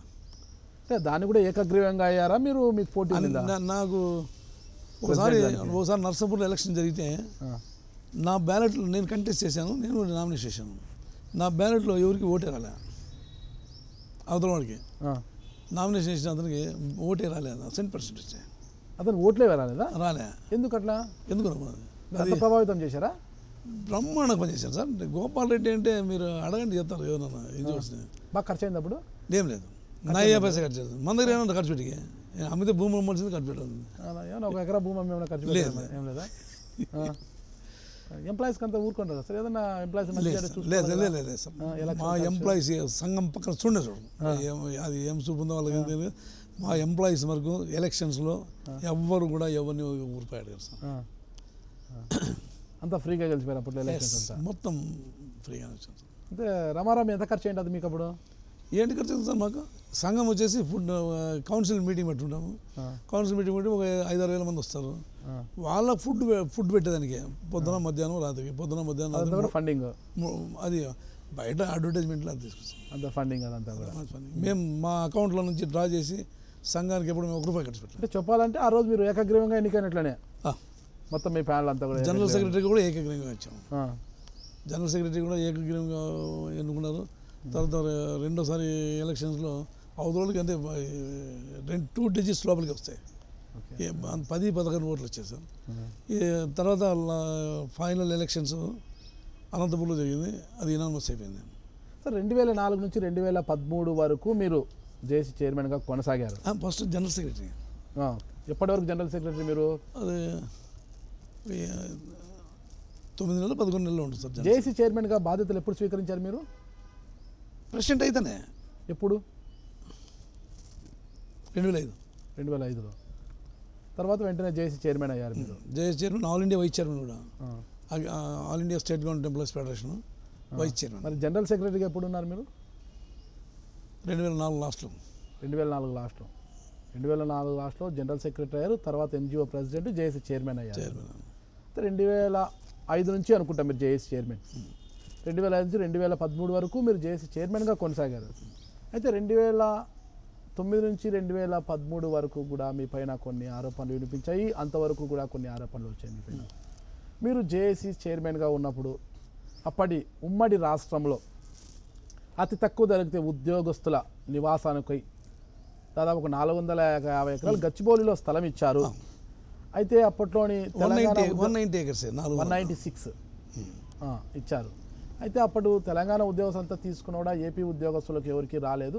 అయితే అది కొండలు గుట్టలు చదువు చేయాల్సి రావడంతో అందరితో కూడా ఉద్యోగస్తులతో అందరితో కూడా మీరు డబ్బులు వసూలు చేశారు. దాదాపు 10 కోట్ల రూపాయలు వసూలు చేశారు. ఇంకా ఎక్కువ. ఎన్ని కోట్లు వసూలు చేశారు? ఇంకా ఎక్కువ అంటే డెవలప్మెంట్ కావాలి కదా. అయితే ఎవరికి కూడా అక్కడ నివాసానికి సంబంధించి స్థలం రాలేదు. ప్రస్తుతం తెలంగాణ సర్కార్ ఆ స్థలం అంతా మాది, ఎవరికి ఇచ్చేయలేదంటే తీసేసుకున్నారు. అయితే ఇదంతా కూడా గోపాల్ రెడ్డి గారి యొక్క నిర్లక్ష్యమే, డబ్బులు తినేసి స్థలాలు ఇవ్వలేదు మాకు అన్న అపవాదం అయితే ఉద్యోగస్తుల నుంచి ఇప్పుడు వినిపిస్తోంది. దానికి మీ సమాధానం? ఎక్కడ కూడా ₹1 పుట్టుకోలేదు. ఇప్పుడు థర్డ్ పార్టీ కాంట్రాక్ట్ ఉంటాడు. నేను ప్రెసిడెంట్, సెక్రటరీ నేను ప్రెసిడెంట్, సెక్రటరీ గిరి అనే అతను, మేము 3 సంతకాలు పెట్టాము. ఒకరి సంతకం పెట్టేది కాదు. అన్ని చెక్కులు కూడా కాంట్రాక్టర్ అకౌంట్లో పాస్ అయ్యాయి. ఇప్పుడు మీరు కాంట్రాక్టర్ అనుకోండి, మిమ్మల్ని అరెస్ట్ చేస్తే మీరు డిపాజిట్ ఇస్తే నేను గోపాలకి డ్రా చేసి ఇచ్చిన అంటే నా మీద కేసు ఇచ్చిన ఊరికి సోమోటివ్ కేసు. లాస్ట్లో 2 రోజులు ఛార్జెస్ కేసు అయితే జరుగుతుంది కదా, ఉంది, పెండింగ్ ఉంది. తెలంగాణ గవర్నమెంట్ పెండింగ్ ఉంది. మీరు కాంట్రాక్టర్ని అరెస్ట్ చేసి కాంట్రాక్టర్ నా మీద చెప్తే కేసు ఉంటుంది. ఊరికి సోమోటుగా చేశారు. పోయేటప్పుడు కేసు పెట్టారు. నేను మిస్అప్రోప్రియేట్ చేసినట్లు ఇంతవరకు ఎక్కడ ఎన్క్వైరీ ఆఫీసర్ చేయలే. ఎన్క్వైరీ ఆఫీసర్ నేను కోఆపరేటివ్ డిపార్ట్మెంట్ నాకు బాగా తెలుసు. నేను డిపార్ట్మెంట్లో అతనితో కొంచెం టగ్ ఉండేది, సేమ్ డిపార్ట్మెంట్ కాబట్టి తెలంగాణలో. మీరు ఉద్యోగస్తులకు ఎన్నో చేశామని చెప్తున్నారు మీరు. అలాంటి మీరు రిటైర్డ్ అయ్యే లోపల ఆ స్థలాన్ని ఎందుకు పంచలేకపోయారు ఉద్యోగస్తులకి? సుప్రీంకోర్టుకి వెళ్ళారు, హైకోర్టులో ఇన్ని కేసులు ఉన్నాయి. ఎందుకు? ఎవరు అందరికీ ఇవ్వలేము సార్. ఎవరు పడితే వాళ్ళు నాకు రాదని తెచ్చేది, మీరు కోర్టులకు ఆర్డర్ తెచ్చేది, ఆయన రాదని ఆయన ఆర్డర్ తెచ్చేది. అట్లా మిక్కిలి ఎక్కువగా కేసులు వేసుకోవడం ద్వారా అవుట్ సైడ్స్ డిస్ట్రిబ్యూట్ చేయలేకపోయినాం. అదే ఏ హడ్డలు లేకపోతే ఎందుకుంటాము? ఏ హడ్డలు నాకు ఒక సైట్ వస్తుందా? ఏ హడ్డలు లేకపోతే మనం పంచకుండా పోవడానికి ఏముంటుంది? అన్ని కేసులు వేశారు. తర్వాత వచ్చేసి నా మీద కొంత తెలంగాణ వాళ్ళు ఈ అసిస్టేషన్లో ఉన్నాం కదా, అసిస్టేషన్లో ఉన్నాము. అయితే నా మీద వాళ్ళకేం కోపం లేదు. స్వామి గౌడ్ కానీ తర్వాత దేవిప్రసాద్ గారు కానీ వీళ్ళకి ఎవరికి కోపం లేదు. కానీ అది అఫీషియల్స్ లెవెల్లో నన్ను బుక్ చేశారు. ఇప్పుడు అప్పిచ్చిన డబ్బులు ఎగ్గొడుతున్నారు, గట్టి తంతున్నారు. నేను చెక్ మీకు ఇచ్చి మీ అకౌంట్లో క్యాష్ అయిన తర్వాత నాకు ఎందుకు ఇస్తారు కోర్టులో? ఎవరైనా నమ్మశక్యంగా ఉండే మీరు? అదిగా సార్, ఎవరికైనా డబ్బు ఇస్తే మనం వెనక్కి అడిగితే తంతున్నారు. మేము చెక్కుల ద్వారా 3 సంతకాలు పెట్టి కొలాటరల్ దీని మీద ఇచ్చాము. 3 సంతకాలు పెట్టించాము. మీ అకౌంట్లో క్యాష్ అయినా నాకు ఎందుకు ఇస్తారు? ఇస్తే ఏమన్నా పప్పులు బెల్లాలకి ఇస్తాడు కానీ కోట్లు ఇస్తాడా? ఆయన డెవలప్ చేయొద్దు, ఆయనకి అగ్రిమెంట్లు ఇచ్చినాం కదా. డబ్బులు దాదాపు 6 కోట్ల రూపాయలు దాంట్లో దండుకొని గోపాల్ రెడ్డి గారు దాన్ని పట్టించుకోకుండా పోవడంతో ఈరోజు మాకు భూములు అందకుండా పోయాయి. ఎన్జిఓ ప్రెసిడెంట్ కాకముందు గోపాల్ రెడ్డి ఇంట్లో కూర్చోవడానికి ఒక సోఫా సెట్ కూడా లేదు. ఈరోజు ఖరీదైన కార్లు, ఖరీదైన ఫర్నిచర్ ఉందంటే అదంతా మా డబ్బే అని కూడా ఉద్యోగస్తుల్లోని కొంతమంది ఈరోజు ఆరోపణలు చేస్తున్నారు మీ పైన. కారు ఇన్నోవా కారు ఎన్జిఓ సంఘం గిఫ్ట్ ఇచ్చింది సార్ రిటైర్మెంట్ రోజున. అందులో స్విఫ్ట్ డిజైర్ ఉందండి, చిన్న బండి. ఇంకా ఖరీదైన కార్లు, ఖరీదైన సోఫాలు ఎక్కడి నుంచి వస్తాయి? ఆర్టీఓ సంస్థ కూడా చెప్తారు కదా. ఇప్పుడు నా మీద ఏమైనా ఆరోపణలు, అవినీతి ఆరోపణలు ఉంటే ఎక్కడ చూపించచ్చు కదా.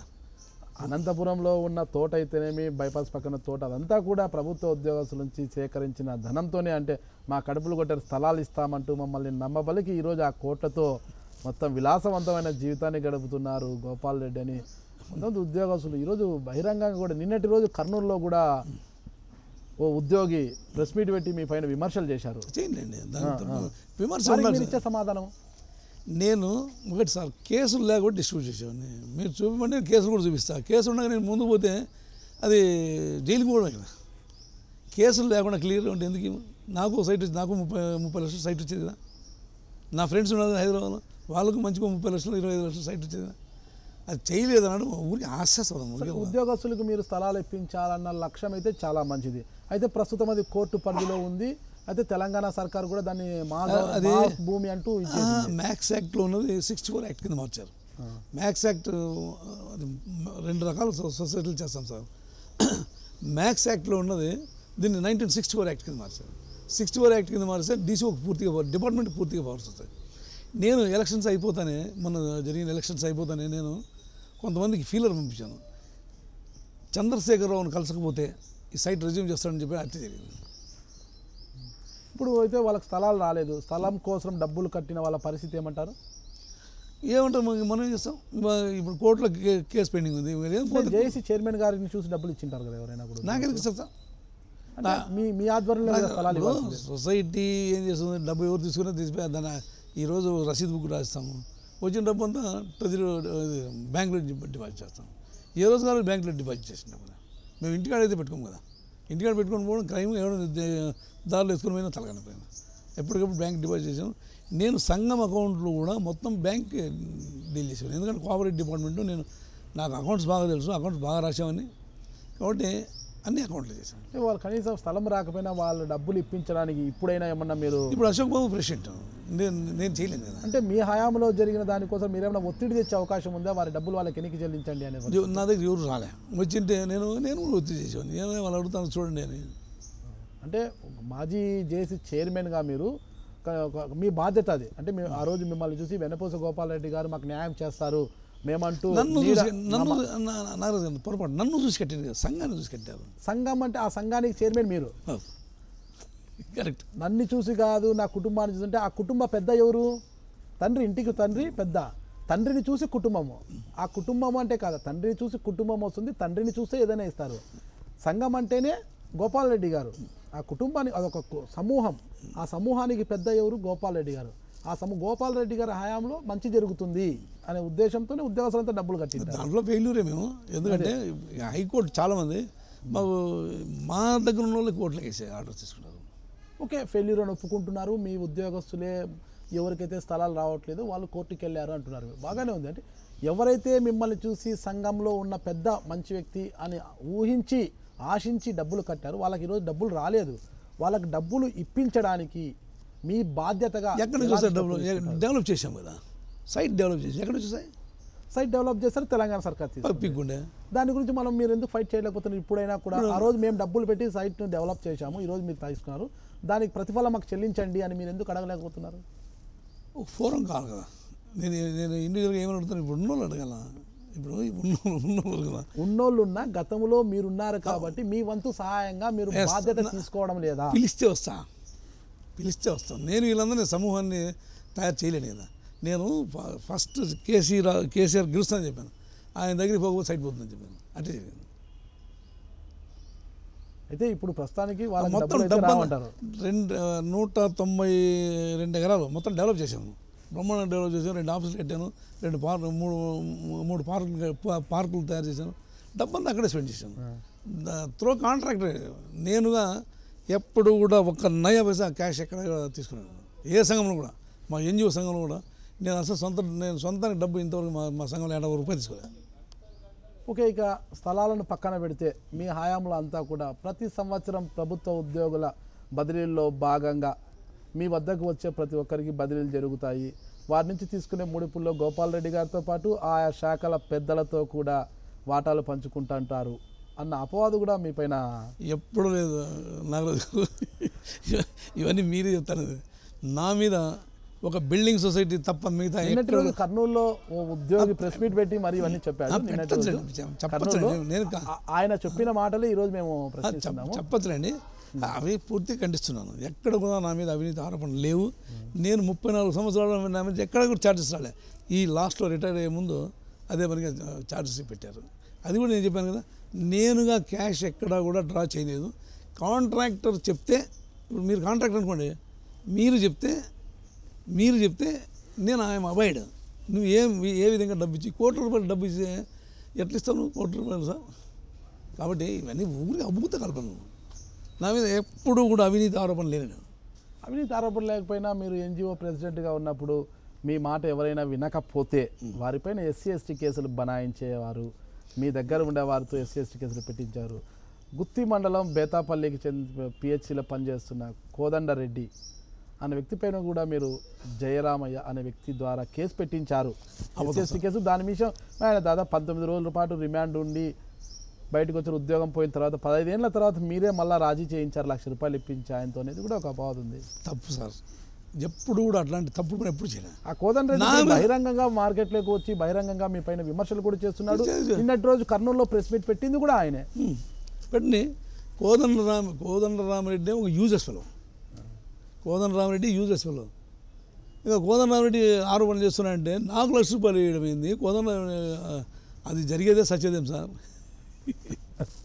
ఇవన్నీ అబద్ధాలు. అతని క్యారెక్టర్ లేదు కోదండరామరెడ్డికి. వాళ్ళ నాయన రెడ్డి టీచరు, వాళ్ళ నాయన రాష్ట్రపతి అవార్డు. వాళ్ళ నాయన ఎప్పుడు బడిపోయినలే, రాష్ట్రపతి అవార్డు తీసుకొస్తాను అట్లా. కాబట్టి నేను SC/ST నా మీద SC/ST కేసు పనికి పోయిన వాళ్ళకి రాష్ట్రపతి అవార్డులు వచ్చినాయంటారా? వచ్చింది. ఎలా వచ్చిందంటారు? మీరే చెప్పాలా? అంటే మీరు ఎన్జిఓ ప్రెసిడెంట్ కూడా అప్పుడు దాన్ని మీరు ఎదుర్కోలేదా? టీచర్స్ మాకు సంబంధం లేదు. అంటే కనీసం ఒక స్టేట్మెంట్ కానీ ఎలా వస్తుంది? ఏదో పెద్ద ఆయన తెచ్చుకున్నాడు, దాన్ని ఎందుకు కాంట్రవర్సీ లాగా? పెద్ద ఆయన తెచ్చుకున్నారు కాబట్టి చిన్న ఆయన చూస్తూ ఊరుకున్నారా? సరే, కోదండరామరెడ్డి విమర్శలకు మీరు ఎలాంటి సమాధానం చెప్తారు చెప్పండి. Kodandarama Reddy uses fellow. కోదండరామరెడ్డికి సమాధానం చెప్పాల్సిన అవసరం లేదు. మీకు కావాలంటే మీరు ఒకసారి అనంతపురం కాబట్టి మీరు వస్తారంటే నేను గుత్తిలో ఎన్క్వైరీ చేస్తాను. ఓకే, అలాగే మీరు తీసుకుంటే గిన మీరు అనంతపురం జిల్లాకే చెందిన ఈ రేకుల వన్నూరప్ప ప్లస్ రేణుకాదేవి, భారతమ్మ వీళ్ళపైన కూడా SC/ST కేసులు పెట్టించారు. ఇవే మీ మాట వినని కారణంగా ఒక్కటి ఎఫ్ఐఆర్ తెచ్చివ్వండి. ఒక్కటి వన్నూరప్ప కానీ, రేణుకాదేవి కానీ, పద్మావతి కానీ ఒక్క ఎఫ్ఐఆర్ కాపీ చెప్పాను. ఒక్క ఎఫ్ఐఆర్ కాపీ నేను నా పేరు వద్దు. ఒక్క ఎఫ్ఐఆర్ కాపీ ఏ స్టేషన్లో అయింది చూపానండి. ఎందుకు ఇలాంటి ఆరోపణలు వస్తున్నాయి మీ మీద? ఇప్పుడు శత్రుశేషం ఉందంటారా మీకు? దండిగా ఉంటుంది. మహాత్మా గాంధీకి శత్రువులు కదా, మహాత్మా గాంధీని కాల్చేసి కదా. మహాత్మా గాంధీతో వెన్నపూస గోపాల్ రెడ్డి గారు పెద్ద ఆయనతో పోల్చాడు. ఇప్పుడు ఒకటి సార్, ఎక్కడన్నా ఒక ఎఫ్ఐఆర్ చూపించండి.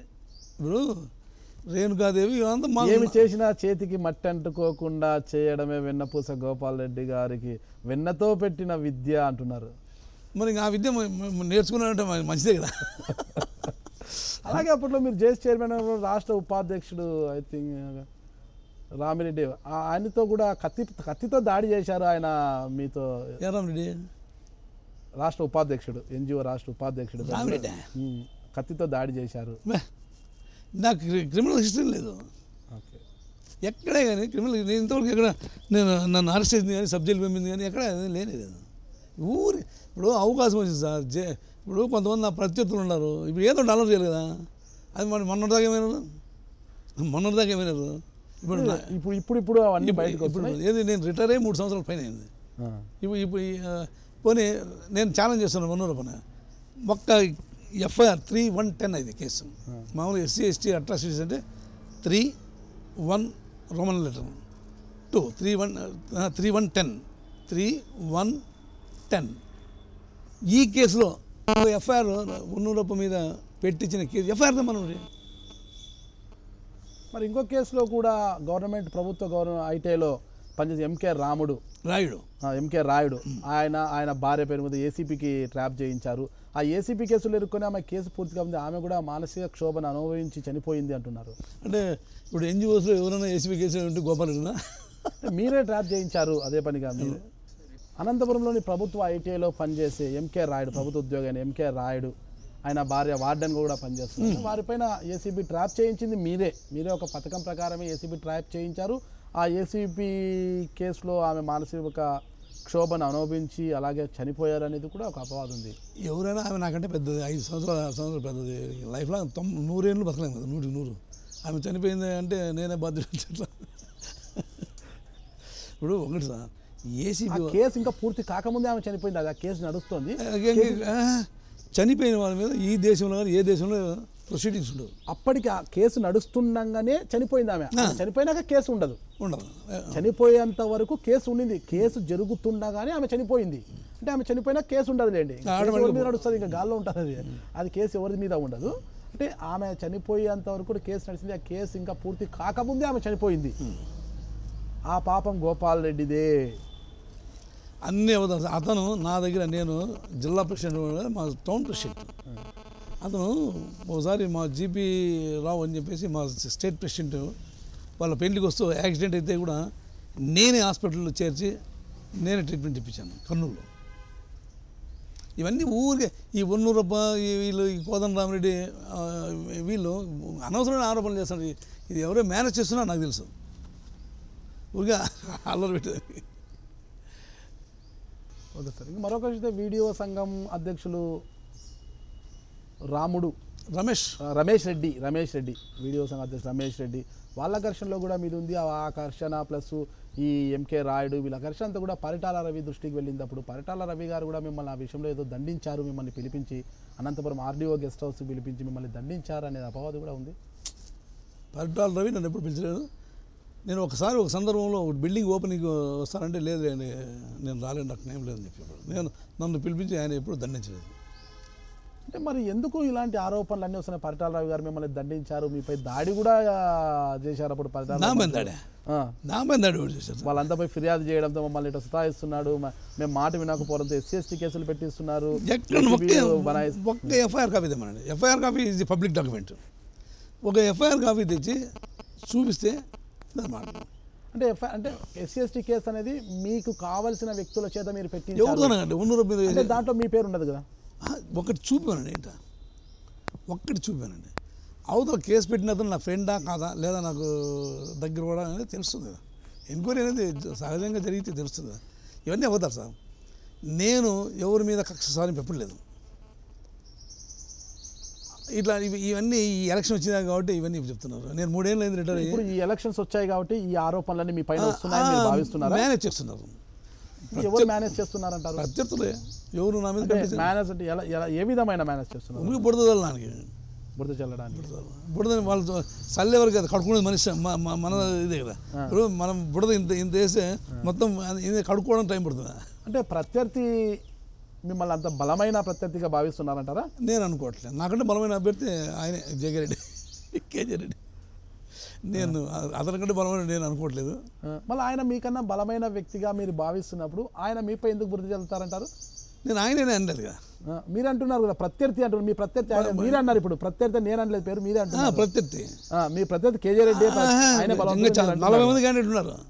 40 ఇప్పుడు మీ ప్రత్యర్థి మిమ్మల్ని అలా భావిస్తున్నాడా అంటే మీరేమన్నారు? మా ప్రత్యర్థి బలమైన నాయకుడు ఆయన కేజీ రెడ్డి అన్నారు. అంటే మీరు పేరు అన్నారు కాబట్టి నేను పేరు సారీ. మీ ప్రత్యర్థి కేజీ రెడ్డి అని మీరు ఒప్పుకుంటున్నారు. నాకు గేనందం ఉన్నాడు, చాలా మంది ఉన్నారు. అయితే వాళ్ళనే ఏం కాదు, ఒక 40 మంది క్యాండిడేట్ ఉంటారు. 40 మంది. ఇంతకుముందు మనకు దాదాపుగా 29 ఉంది కదా. ఇప్పుడు ఈయననే ఏం కాదు, ఇంకో ఆయననే ఏం కాదు. దీంట్లో ఈసారి 40 మంది క్యాండిడేట్కి ఏం తక్కువ ఉండదు. అయితే ఇప్పుడు మొత్తం రాష్ట్ర వ్యాప్తంగా తీసుకుంటే 5 శాసన మండలి స్థానాలకు ఎన్నికలు జరుగుతున్నాయి. ఇప్పుడు ఉపాధ్యాయుల దాని గురించి కావచ్చు, పట్టభద్రుల నుంచి కావచ్చు, కానీ లోకల్ బాడీస్ది కావచ్చు, ఇవన్నీ కూడా జరుగుతున్నాయి. అయితే వైసీపీ నుంచి మీరు ఒక్కరంటే ఒక్కరు ఎందుకు బరిలోకి దిగారు? మిగతా స్థానాలకు ఎందుకు పోటీ లేదు? అది పార్టీ ఇష్టం కదా. అంటే అన్ని స్థానాలకు ఎందుకు నిలబెట్టలేదు? ఇప్పుడు మా అధ్యక్షులు జగన్మోహన్ రెడ్డి గారు, నేను ఏం సార్ మీరు నన్ను ఒకటే ఇచ్చారు, నేను మిగతా వాళ్ళని ఎందుకు నేను అడగలేను కదా. అంటే మిమ్మల్ని కూడా నిలబెట్టడానికి ఇష్టం లేదు, మీరే బలవంతంగా మొండికేసి నిలబడ్డారు బరిలో అనేది ఒక అపవాదం ఉంది. మొండికేసా?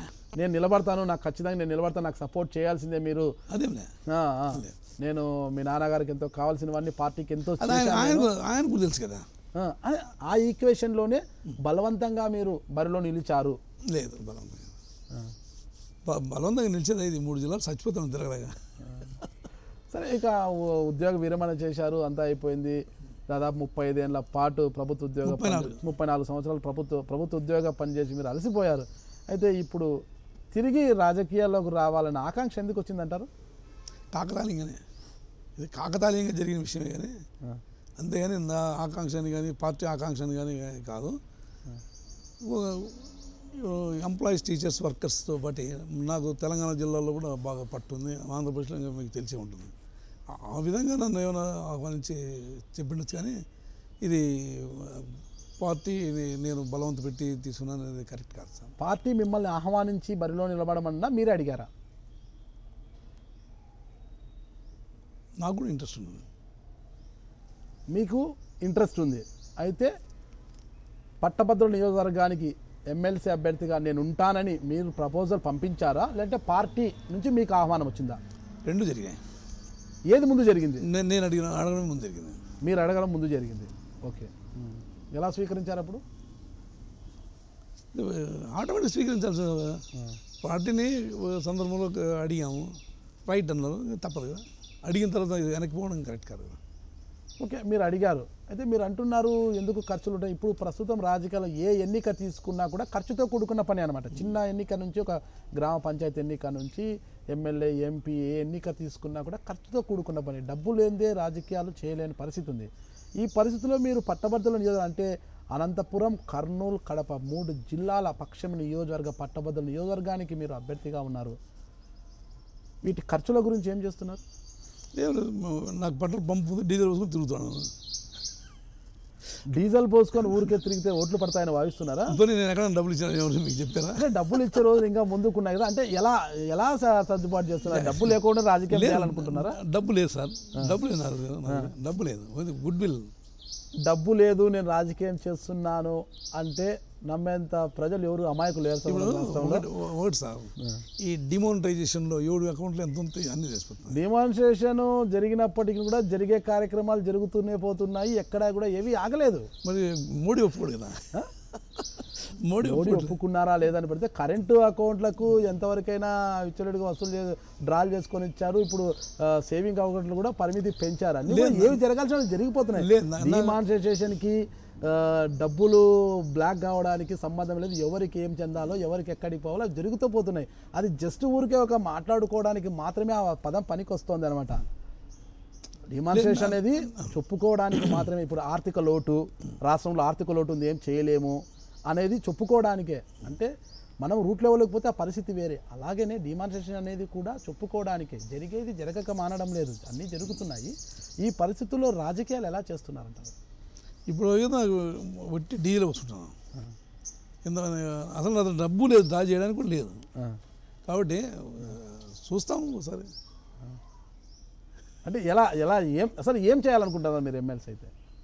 మీ లక్ష్యం ఏమి? ఎమ్మెల్సీ అయితేనా? అయితే ఏదో రిక్రూట్మెంట్ చేయమని అడుగుతాను.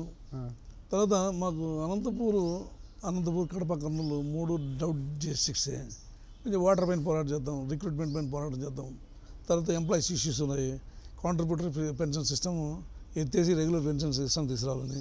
తర్వాత polytechnic college lectures, degree college lectures, తర్వాత ఈ నవోదయ స్కూల్స్, సాంఘిక సంక్షేమ శాఖలో పనిచేస్తున్నటువంటి ఉద్యోగులందరికీ కూడా వాళ్ళు ఎవరైతే కాంట్రాక్ట్ సిస్టంలో అపాయింట్ అయినారో వాళ్ళందరూ రూల్ ఆఫ్ రిజర్వేషన్ కింద తెచ్చి రెగ్యులరైజ్ చేయాలని.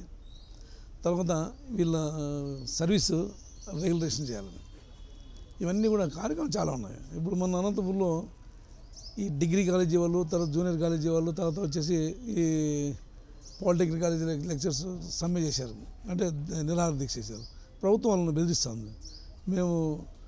మేము చెప్పినట్టు ప్రభుత్వం చెప్పినట్టు వినకపోతే మిమ్మల్ని అందరినీ కూడా ప్రాసిక్యూట్ చేస్తాము, లేదంటే మిమ్మల్ని ప్రివెంటివ్ డిటెన్షన్ యాక్ట్ కింద అరెస్ట్ చేస్తాం, టెర్రరిస్ట్ అండ్ డిప్రెషన్ యాక్ట్ కింద అరెస్ట్ చేస్తామని చెప్పేసి ప్రభుత్వం ఊదరగొట్టి వాళ్ళందరూ భయపడిచ్చింది. అట్లా ఉద్యమాలు చేసే వాళ్ళందరూ బెదిరిస్తున్నారు. ఓకే, మీరు డబ్బు లేకుండానే ఎన్నికలకు పోతున్నారు, ఓకే, ప్లెయిన్గానే పోతున్నారు. అయితే ఇంకొక అంశం, ఇంకొక మచ్చ కూడా ఉంది మీ పైన. మీరు ఎన్జిఓ ప్రెసిడెంట్ కూడా మీ జనరల్ సెక్రటరీ అంటే కర్నూలు పట్టణానికి చెందిన శివారెడ్డి అనే ఒక ఉపాధ్యక్షుడు, అంటే జనరల్ సెక్రటరీ అంటే ఆయన పైన కూడా మీరు కత్తితో దాడి చేశారు కర్నూలు పట్టణంలోనే ఉద్యోగస్తులందరూ మధ్య అంటున్నారు. దానికి మీ సమాధానం? ఇది టోటల్గా అబద్ధం.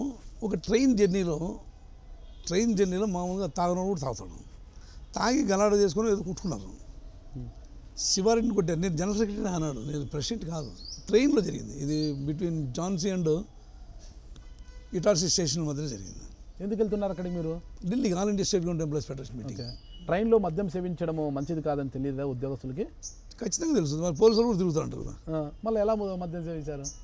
ఆ మద్యము అంటే నేను జనరల్ సెక్రటరీ శివారెడ్డి తాగినాడు నేను అన్నా, తాగి ఘర్షణ పడ్డాను, వాళ్ళు ఒకరికొకరు కొట్టుకున్నారు, ఇటుపించి వాళ్ళ మీద అవాణాలు ఇస్తున్నారు. ఇక్కడ సబ్జెక్టు వెన్నపూస గోపాల్ రెడ్డి గారు తాగారా, శివారెడ్డి గారు తాగారా అనేది కాదు. ఒక ట్రైన్లో వెళ్ళేటప్పుడు బాధ్యతాయుతంగా ఉండాల్సిన ప్రభుత్వ ఉద్యోగులు మద్యం సేవించి ట్రైన్లో ప్రయాణించడం ఎంతవరకు మంచిదంటారు? కరెక్ట్ కాదు. అప్పుడు మారు ఒక ప్రెసిడెంట్ కావచ్చు, ఒక జనరల్ సెక్రటరీగా మీరు ఎందుకు దాన్ని ఖండించలేకపోయారు? మీరు ఖండించకపోవడం వల్లే కదా మద్యం మత్తులు అంత పెద్ద ఘర్షణ జరిగింది.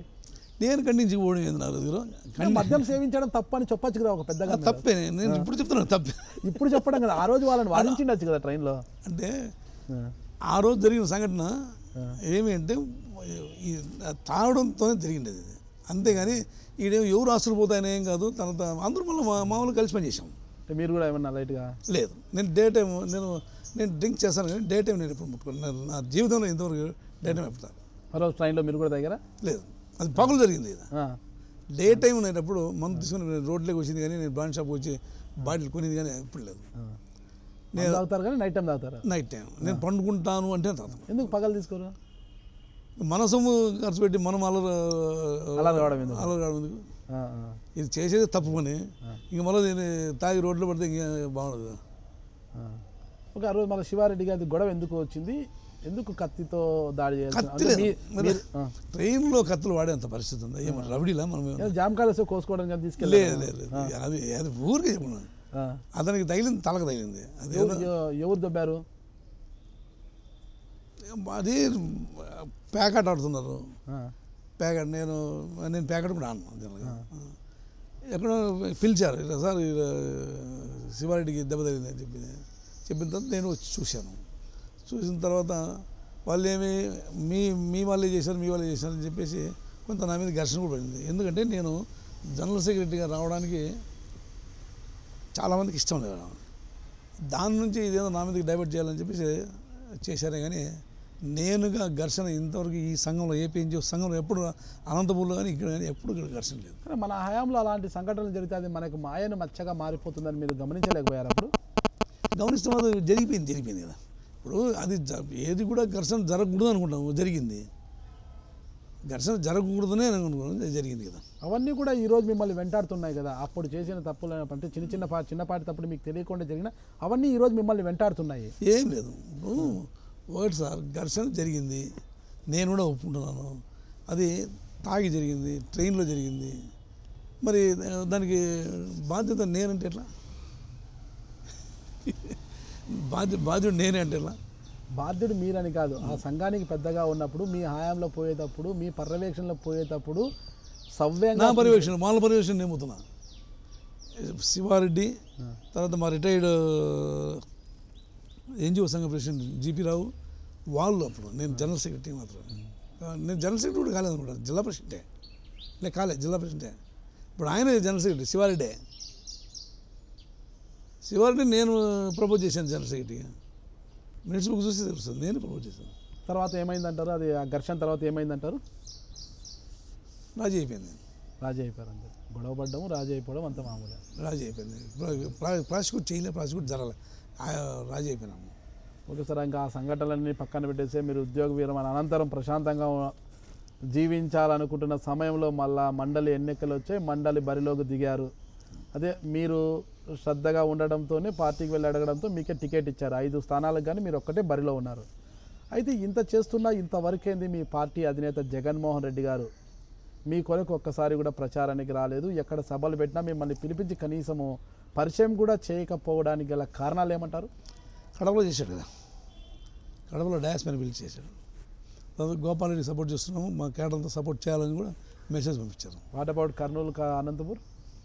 ఒక పార్టీ ప్రెసిడెంట్ ఒక ఊరికని ఒక జిల్లాకని కాదు కదా, ఒక ఊరికి ఈ సమన్వయకర్తలు అందరూ కూడా పనిచేస్తున్నారు. మీరు ఎన్ని జిల్లాలకు మీరు ప్రాతినిధ్యం వహిస్తున్నారు?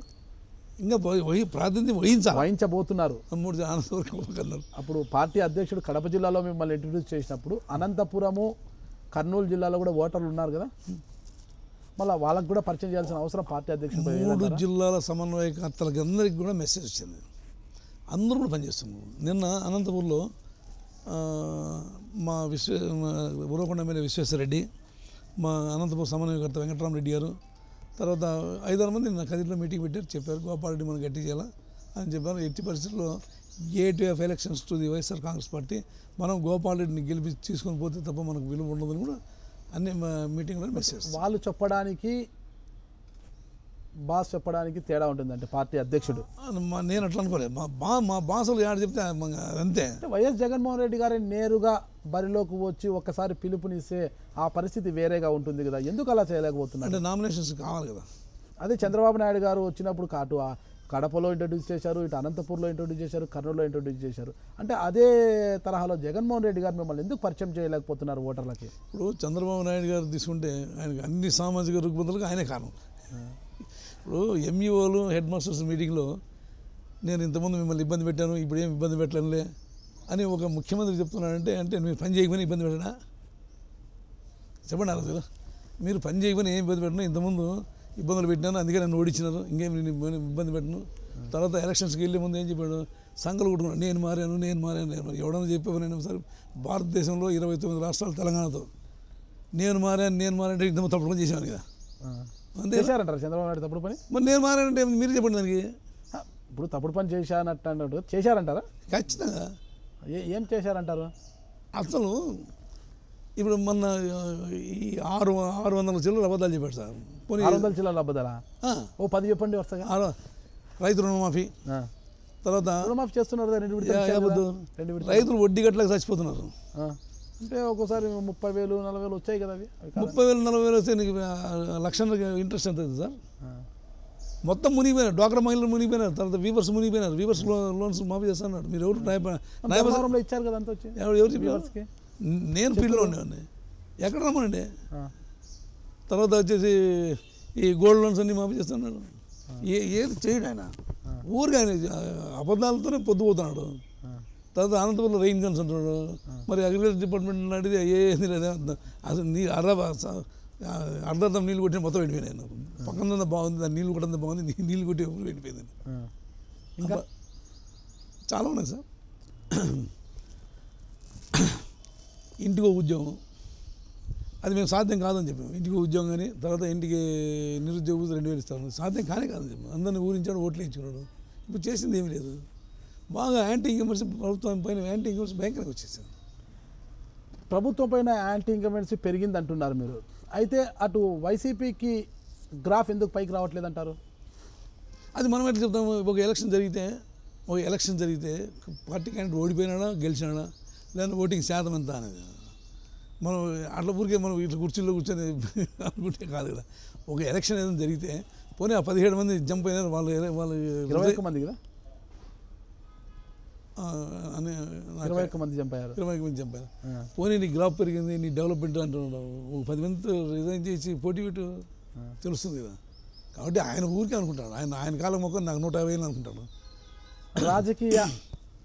రాజకీయం కోసమే మీరు బరిలో నిల్చున్నారా, నిజంగా అభివృద్ధి కోసం బరిలో నిల్చున్నారా? కొంత చేద్దామని. ఇప్పుడు రాష్ట్రంలో నేను వచ్చిన తర్వాత ఉద్యోగ ఉపాధ్యాయ కార్మికులకు ఏ ప్రెసిడెంట్ ఆంధ్రప్రదేశ్లో ఈ సంఘం పెట్టినప్పటి నుంచి నేను తెచ్చిన రాయితీలు ఎవరు తేలేదు. కాబట్టి ఇక్కడ ఈ కాంట్రిబ్యూటరీ సిస్టమ్ పెన్షన్ కానీ, కాంట్రాక్టులో వచ్చినటువంటి వాళ్ళందరూ రెగ్యులైజ్ చేయాలనే ఉద్దేశంతో వచ్చాము, కానీ దీంట్లో ఏమో దండుకోవాలనే ఉద్దేశం. ఇక్కడ చిన్న లాజిక్ మర్చిపోతున్నారు మీరు. ఇప్పుడు మారిన ఎమ్మెల్యేలంతా కూడా అభివృద్ధి కోసం వెళ్ళామంటున్నారు. సరే, వాళ్ళు నిజంగా అభివృద్ధి కోసం వెళ్ళాలా, ఇతర కారణాల చేత వెళ్ళారా అనేది మనం పక్కన పెట్టే పరిస్థితి. ఎక్కడా కూడా వైసీపీ ఎమ్మెల్యేలకు నియోజకవర్గ జేసీడీసీ నిధులు ఇవ్వడం లేదు, నియోజకవర్గ అభివృద్ధి నిధులు ఇవ్వడం లేదు, ఒక్క పైసా కూడా. ఓడిపోయినా టీడీపీ వాళ్ళకే ఇస్తున్నారు, ఓడిపోయిన అభ్యర్థులకు టీడీపీ అభ్యర్థులకే ఇస్తున్నారు, మాకు ఒక్క నయా పైసా కూడా రావడం లేదు అని వాళ్ళు చెబుతూ పార్టీ మారడం. ఫ్యాన్ స్విచ్ ఆఫ్ చేశారు, సైకిల్ ఎక్కి పెడలు దొక్కుతున్నారు. ఓకే, ఇప్పుడు ఆ పరిస్థితుల్లో మీరు ఎమ్మెల్సీ అయితే ప్రభుత్వం నుంచి నిధులు ఎలా సాధిస్తారు మీరు? ఒకవేళ ఇప్పుడు ఇవ్వకపోతే నా టర్మ్ 6 ఏళ్ళు వస్తుంది. ఇప్పుడు ఇంకా 2 ఏళ్ళు ఉంది, ఆ తర్వాత 4 ఏళ్ళు చేయొచ్చు కదా. 4 ఏళ్ళలో తిరిగి తెలుగుదేశం ప్రభుత్వమే వస్తే ఇంక ఈ రాష్ట్రాన్ని ఎవడు బాగు చేయలేడు. మళ్ళా తెలుగుదేశం వస్తే ఈ రాష్ట్రం అంత కఠినంగా చెప్తున్నారు, ఈ రాష్ట్రాన్ని ఎవరు బాగు చేయలేరు. ఏం డెవలప్మెంట్ ఉంది? పోయినసారి 9.5 సంవత్సరం అధికారంలోకి వచ్చిన తర్వాత ఒక టీఎంసీ నీళ్ళ కానకట్ట కట్టింది, కానీ ఒక మెగావాట్ పవర్ పెంచింది కానీ లేదు. అవునండి, ఇప్పుడు రాజమౌళిని పిలిపించి మహిష్మతి కడతామంటున్నారు కదా రాజధానిని. ఏంటి ఇప్పుడు అద్భుతమైన రాజధాని. ఇక రాజధాని అంటే మన టూరిజం ప్లేసా? రాజధాని ఎట్లా ఉండాలా? మనకు పనులు జరగాలి. ఇప్పుడు రాజధాని ఎట్లుంది? ఎన్ని బ్లాక్లు ఉంటాయి, అన్ని బ్లాక్లు, అన్ని డిపార్ట్మెంట్లు, 180 డిపార్ట్మెంట్లు ఉంటాయి, 120, 130 డిపార్ట్మెంట్లు ఉంటాయి. ఆ డిపార్ట్మెంట్ హ్యాపీగా పనిచేసుకోవాలి. అద్భుతమైన రాజధాని, అద్భుతమైన మన శాసనసభ. ఏంటి సార్, నీవు వచ్చినప్పటి నుంచి 20 రోజులు అసెంబ్లీ జరగదు. అద్భుతమైనది ఎందుకు? 5 స్టార్ హోటల్లో 20 రోజులు పెట్టుకుంటే బాడీ గడిచిపోతుందా? 150-200 కోట్లు పెట్టుకుందామంటే వైసీపీ వాళ్ళు జరగనివ్వడం లేదు అంటున్నారు. నీ లారీ వాకౌట్లు చేస్తారు. అవునండి సార్, నువ్వు అద్భుతమైన రాజధాని కంటే బ్రిక్స్ లారీని పోనీ లేదా? పోనీ మనుషులు తీసుకొస్తే మనుషులు రాణిస్తున్నారా? పోనీ సిమెంట్ తోలిస్తున్నారా? స్టీల్ తోలిస్తున్నారా? ఎక్కడ అడ్డుపడుతున్నారు మీరు? ఏమి రాజధాని కట్టడానికి ఏం తీసుకుపోతుంటే అడ్డుపడినారు మీరు చెప్పండి. రాజధాని రైట్, నువ్వు కడుతున్నావు సరే, ఎంతవరకు కడుపు పెళ్ళ పెట్టలే అని గోడలని బీటలు పడతాను చూస్తాను. మీరు నాకంటే మీకు బాగా తెలుసు, ఏమంటే మీరు చెప్పరు, మాత్రం చెప్పిస్తారు. ముఖ్యంగా సిపిఎస్ విధానం పైన మీ అభిప్రాయం ఏంటి? ఖచ్చితంగా ఇవ్వాల్సిందే, పెన్షన్ కాంట్రిబ్యూటరీ పెన్షన్ తీసేయాల్సిందే, ఇది ఈ రెగ్యులర్ పెన్షన్ ఇవ్వాల్సిందే. ఇది అమలు అవుతుందంటారా? ఖచ్చితంగా అమలు అవుతుంది. మా పార్టీ అధికారంలోకి వస్తే, వైఎస్ఆర్ కాంగ్రెస్ పార్టీ అధికారంలోకి వచ్చి మా జగన్మోహన్ రెడ్డి గారు సీఎం అయితే ఖచ్చితంగా మనం చేస్తాం. దానికి ఒక ప్రిన్సిపల్ ఉంది. ప్రతి సంవత్సరం బడ్జెట్లో 500 కోట్ల రూపాయలు రిజర్వ్ చేసుకుంటూ వస్తే ప్రతి కోటికి నెలకు 52,000 నుంచి 53,000 రూపాయలు ఇంట్రెస్ట్ వస్తుంది. ఆ ఇంట్రెస్ట్ నేను తీసుకున్నటువంటి పెన్షన్ కంటే ఇంకా 10% పెన్షన్ ఎక్కువ ఇచ్చు. ఇది మీరు ఎమ్మెల్సీ అభ్యర్థిగా మీరు చెబుతున్న మాటనా, లేదా మీ పార్టీ అధ్యక్షుడి గారి? మా పార్టీ కూడా ఒప్పుకుంది. మేము కాంట్రిబ్యూటరీ పెన్షన్ తొలగించేసి మేము రెగ్యులర్ పెన్షన్ తీసుకొస్తాం. ఇక కాంట్రాక్ట్ ఉద్యోగస్తుల పరిస్థితి ఏమంటారు? వాళ్ళు ముందే చెప్పాను కదా, కాంట్రాక్ట్ ఉద్యోగులందరినీ కూడా ఇర్రెస్పెక్టివ్ ఆఫ్ క్యాస్ట్ రిక్రూట్ చేశారు. అంటే మనకు reservations SC, ST, BC, ex-servicemen, తర్వాత ఈ ఫిజికల్ హ్యాండిక్యాప్, తర్వాత బ్లైండ్, వీళ్ళందరినీ 50% రిజర్వేషన్, 50% మెరిట్ ఓసి వస్తుంది. దీనిలో ఎవరైతే ఈ రూల్ ఆఫ్ రిజర్వేషన్ కింద రారో వాళ్ళని రూల్ ఆఫ్ రిజర్వేషన్ కింద తెచ్చి వీళ్ళందరినీ కూడా రెగ్యులేట్ చేయొచ్చు. ఏం పెద్ద కష్టమే కాదు. అంటే మాట్లాడుకోవడానికి, చెప్పడానికి, హామీలు ఇవ్వడానికి బాగానే ఉంటుంది, ఆచరణలో అవి అమలుకు నోచుకుంటాయంటారా? రాజశేఖర రెడ్డి గారు అన్ని అమలు చేసి చూపించాడు కదా. రాజశేఖర రెడ్డి గారు అన్ని అమలు చేసి చూపించాడు. అందరూ రాజశేఖర రెడ్డి గారులే అయితే రాష్ట్రం ఇలా ఆయన కొడుకే కదా. ఇప్పుడు ఆయన కొడుకు విషయమే మనం మాట్లాడేది. రాజశేఖర రెడ్డి గారు ఉన్నప్పుడు అటువైపు ఉన్న ఎమ్మెల్యేలతో ఇటువైపు చూస్తుండ్రి. ఇప్పుడు రాజశేఖర రెడ్డి గారి కుమారుడి దగ్గర ఉన్న ఎమ్మెల్యేలు ఇటువైపు నుంచి అటువైపు వెళ్తున్నారు. అది గమనిస్తున్నారు మీరు? నాకు తెలియదు. మళ్ళీ రాజశేఖర రెడ్డి గారు కుమారుడే అంటున్నారు. ఓకే, కుమారుడే, మరి కారణం ఏమంటారు? అవతల ప్రలోభాలు పెట్టి నీకు మంత్రి అని, లేదంటే నీకు క్వారీ అని, లేదంటే నీకు ఇది అసైన్మెంట్ ల్యాండ్ 20 ఎకరాలు తీసుకుని అమ్ముకోమని, అన్నీ ఇట్లాంటివి. ఇక ఆ మాత్రం ప్రలోభాలు పెడితే సుమారు తెలిపోతుంటాడు. పోనీ నిజంగా డెవలప్మెంట్ చూసిపోతున్నారంటారు. ఏం డెవలప్మెంట్ చెప్పచ్చు కదా. ఏం డెవలప్మెంట్ చేశాడు? రేపు పొద్దున మీరు అదృష్టం కలిసి వచ్చే ఎమ్మెల్సీ అయితే మీకు అవే ప్రలోభాలకు గురి చేస్తే ఏమంటారు పరిస్థితి? ఊరేసుకొని చచ్చిపోతా. చంద్రబాబు నాయుడు గారి నుంచి అమరావతిలో మంచి ప్లాట్ ఇస్తాము, 10 కోట్ల 20 కోట్ల స్థలం ఇస్తాము, కావాలంటే అనంతపురంలో ఇప్పుడున్న మీ తోట పక్కనే మరో 20 ఎకరాలు ఇస్తాము అని చెప్తే ఏం చేస్తారు? అది జరిగే పని కాదు కదా. ఏం చేస్తారంటారు ప్రలోభాలు అంటున్నారు కదా, ఆ ప్రలోభాలు ఉన్నాయి. ప్రలోభాలు రెగ్యులర్గా పేపర్లో వస్తున్నాయి, వాళ్ళు ఖండించడం లేదు. ఇప్పుడు లేదు మేము డెవలప్మెంట్ చేసి పోయినామంటారు. ఇంట్లో రాకమా నువ్వు చెప్పు, రా రచ్చబండ పోదానా చెప్పు, ఏం డెవలప్మెంట్ జరిగింది? అనంతపురంలో జరిగిందా, చిత్తూరులో జరిగిందా, తర్వాత మన రాయలసీమ జిల్లాలో తీసుకుందాం, ఏం డెవలప్మెంట్ జరిగింది? రెయిన్గా నేను ఒకనాడు కొట్టేసి 117 కోట్లు పాయ, తర్వాత మళ్ళీ ఆ పైపులన్నీ అమ్మేశానని చెప్పేసి నిన్నలో మన పేపర్లో వచ్చింది. ఆ పైపులు నిన్నమైన ఊరికే పేపర్లో వచ్చింది, ఆ రోజుకే అమ్మేశారు అవన్నీ. ఏ రోజు వెనక్కి తీసుకొచ్చినా ఆ రోజు అమ్మేశారు.